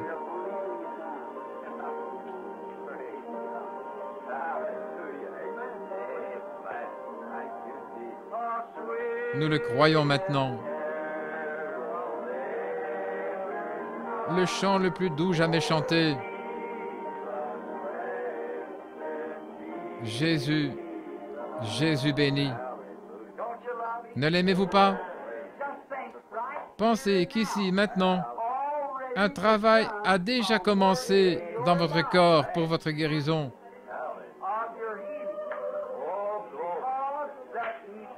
Parce qu'il a promis que cela arriverait. Et maintenant, avez-vous saisi ce que j'ai dit ce soir?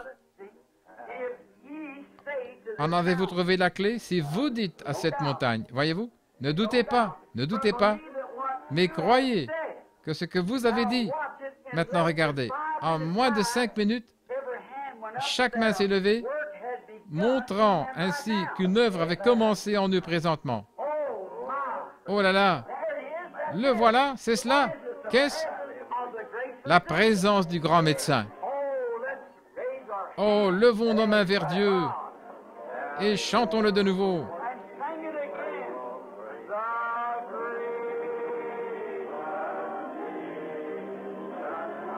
Le grand médecin est proche maintenant.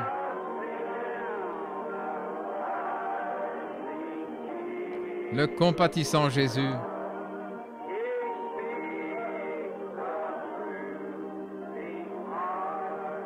Il réconforte le cœur abattu. Oh, entendez la voix de Jésus.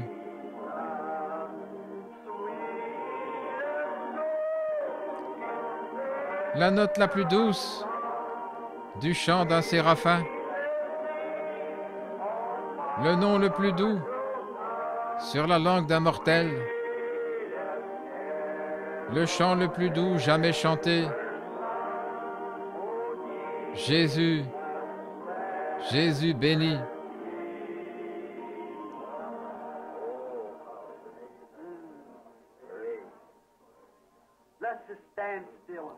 Restons tranquilles une minute. Adorons-le simplement dans notre cœur. Pensez-y. Il est ici. Il est ici. Qui s'identifie comme étant la parole? Au commencement était la parole. Et la parole était avec Dieu. Et la parole était Dieu. Et la parole fut faite chair et habita parmi nous. Le même hier, aujourd'hui, éternellement. La parole est plus pénétrante qu'aucune épée à 2 tranchants. Et elle discerne même les pensées et les intentions. La raison pour laquelle vous êtes venu ici, dans quel but vous êtes ici, qui vous êtes. Elle a identifié que Jésus-Christ était le Messie.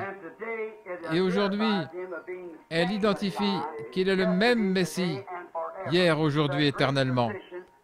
Le grand médecin qui est ici a dit, ces signes suivront ceux qui auront cru. S'ils imposent les mains aux malades, ils seront guéris. Et si vous dites à cette montagne, ôte-toi de là, et si vous ne doutez point dans votre cœur, mais si vous croyez, s'il peut créer des écureuils qui ne peuvent croire en aucun cas et n'en ont pas la faculté, c'est ma propre foi qui sort et a fait cela. Ma foi dans ce qu'il m'a poussé à demander. Il m'a défié de le demander. Et j'ai accepté son défi en obéissance à sa parole. Je l'ai demandé, il est apparu. Dieu dans le ciel sait que c'est la vérité. Peut-il aussi guérir les malades? S'il peut m'élever en amenant ma foi ici en haut, même pour les gens, même si eux ne peuvent grimper jusque-là, dans ce cadre-là, s'ils n'y arrivent pas, il peut utiliser ma foi. Il peut m'élever jusqu'à cette place et j'y monte pour vous. Je crois pour vous. Je parle pour vous. Je suis votre frère. Et en tant que votre frère, je me tiens là comme intercesseur et j'essaie de mon mieux de vous porter devant Dieu. Et je suis debout maintenant, juste devant le trône blanc, pointant mon doigt vers ce sacrifice sanglant et déclarant par son nom que c'est fait. Cela doit arriver, cela doit arriver. Vous savez que c'est arrivé. Je sais que c'est arrivé. Et vous aussi, vous le savez. Et c'est ainsi. C'est vrai. Amen.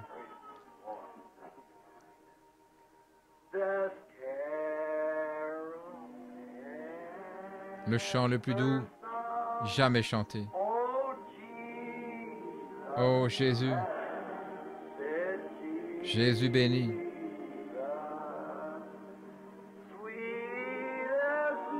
La note la plus douce du chant d'un séraphin. Le nom le plus doux sur la langue d'un mortel. Le chant le plus doux jamais chanté. Jésus, Jésus béni. Et les démons nous étaient assujettis en ton nom. Le nom le plus doux sur la langue d'un mortel.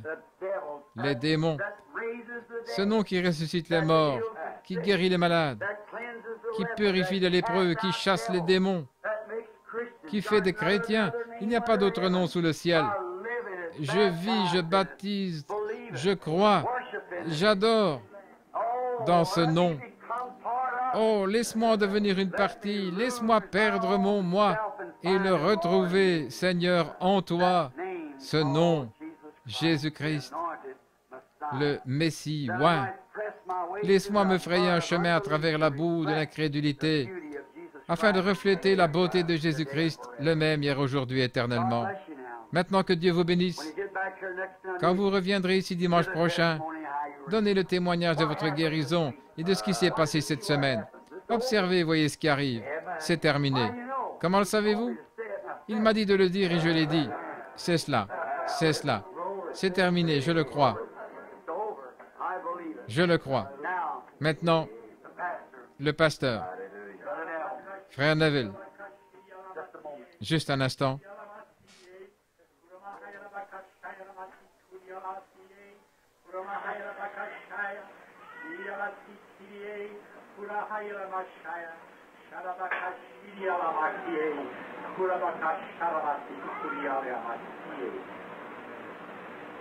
Is not my word real in the hearts of those to whom I will reveal it, saith the Lord thy God? Yea, and is not my word sharp, even as I have spoken this night, yea, sharp as a two-edged sword? Yea, I say unto thee, my arm is not sharpened that I cannot heal, and yea, my ear is not dull that I cannot hear thy prayer, saith the Lord thy God. Yea, look ye unto me, and know that that shall be performed which I have promised unto thee, saith the Lord thy God. Yea, know ye, yea, that the truth was spoken unto thee this night. Yea, and the miracles that I have promised thee, yea, are already taking place. Yea, they are coming to pass, saith the Lord thy God. Know ye, and let this word be confirmed in thy heart, that I have dealt with thee and shall deal with thee, saith the Lord. Blessed be the name of God. Béni soit le nom du Seigneur. Levons nos mains et adorons-le. Nous te remercions, Seigneur. Nous te remercions, Seigneur. Merci, Père.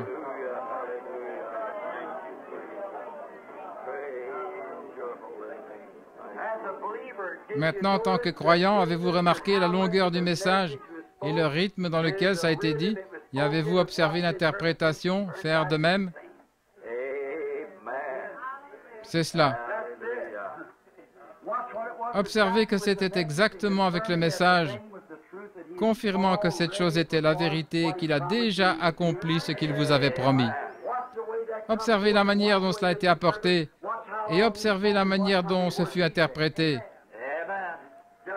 Observez pendant combien de temps il a parlé, observez combien de paroles il a dit. Ça correspond exactement. Que le Seigneur vous bénisse jusqu'à ce que je vous revoie.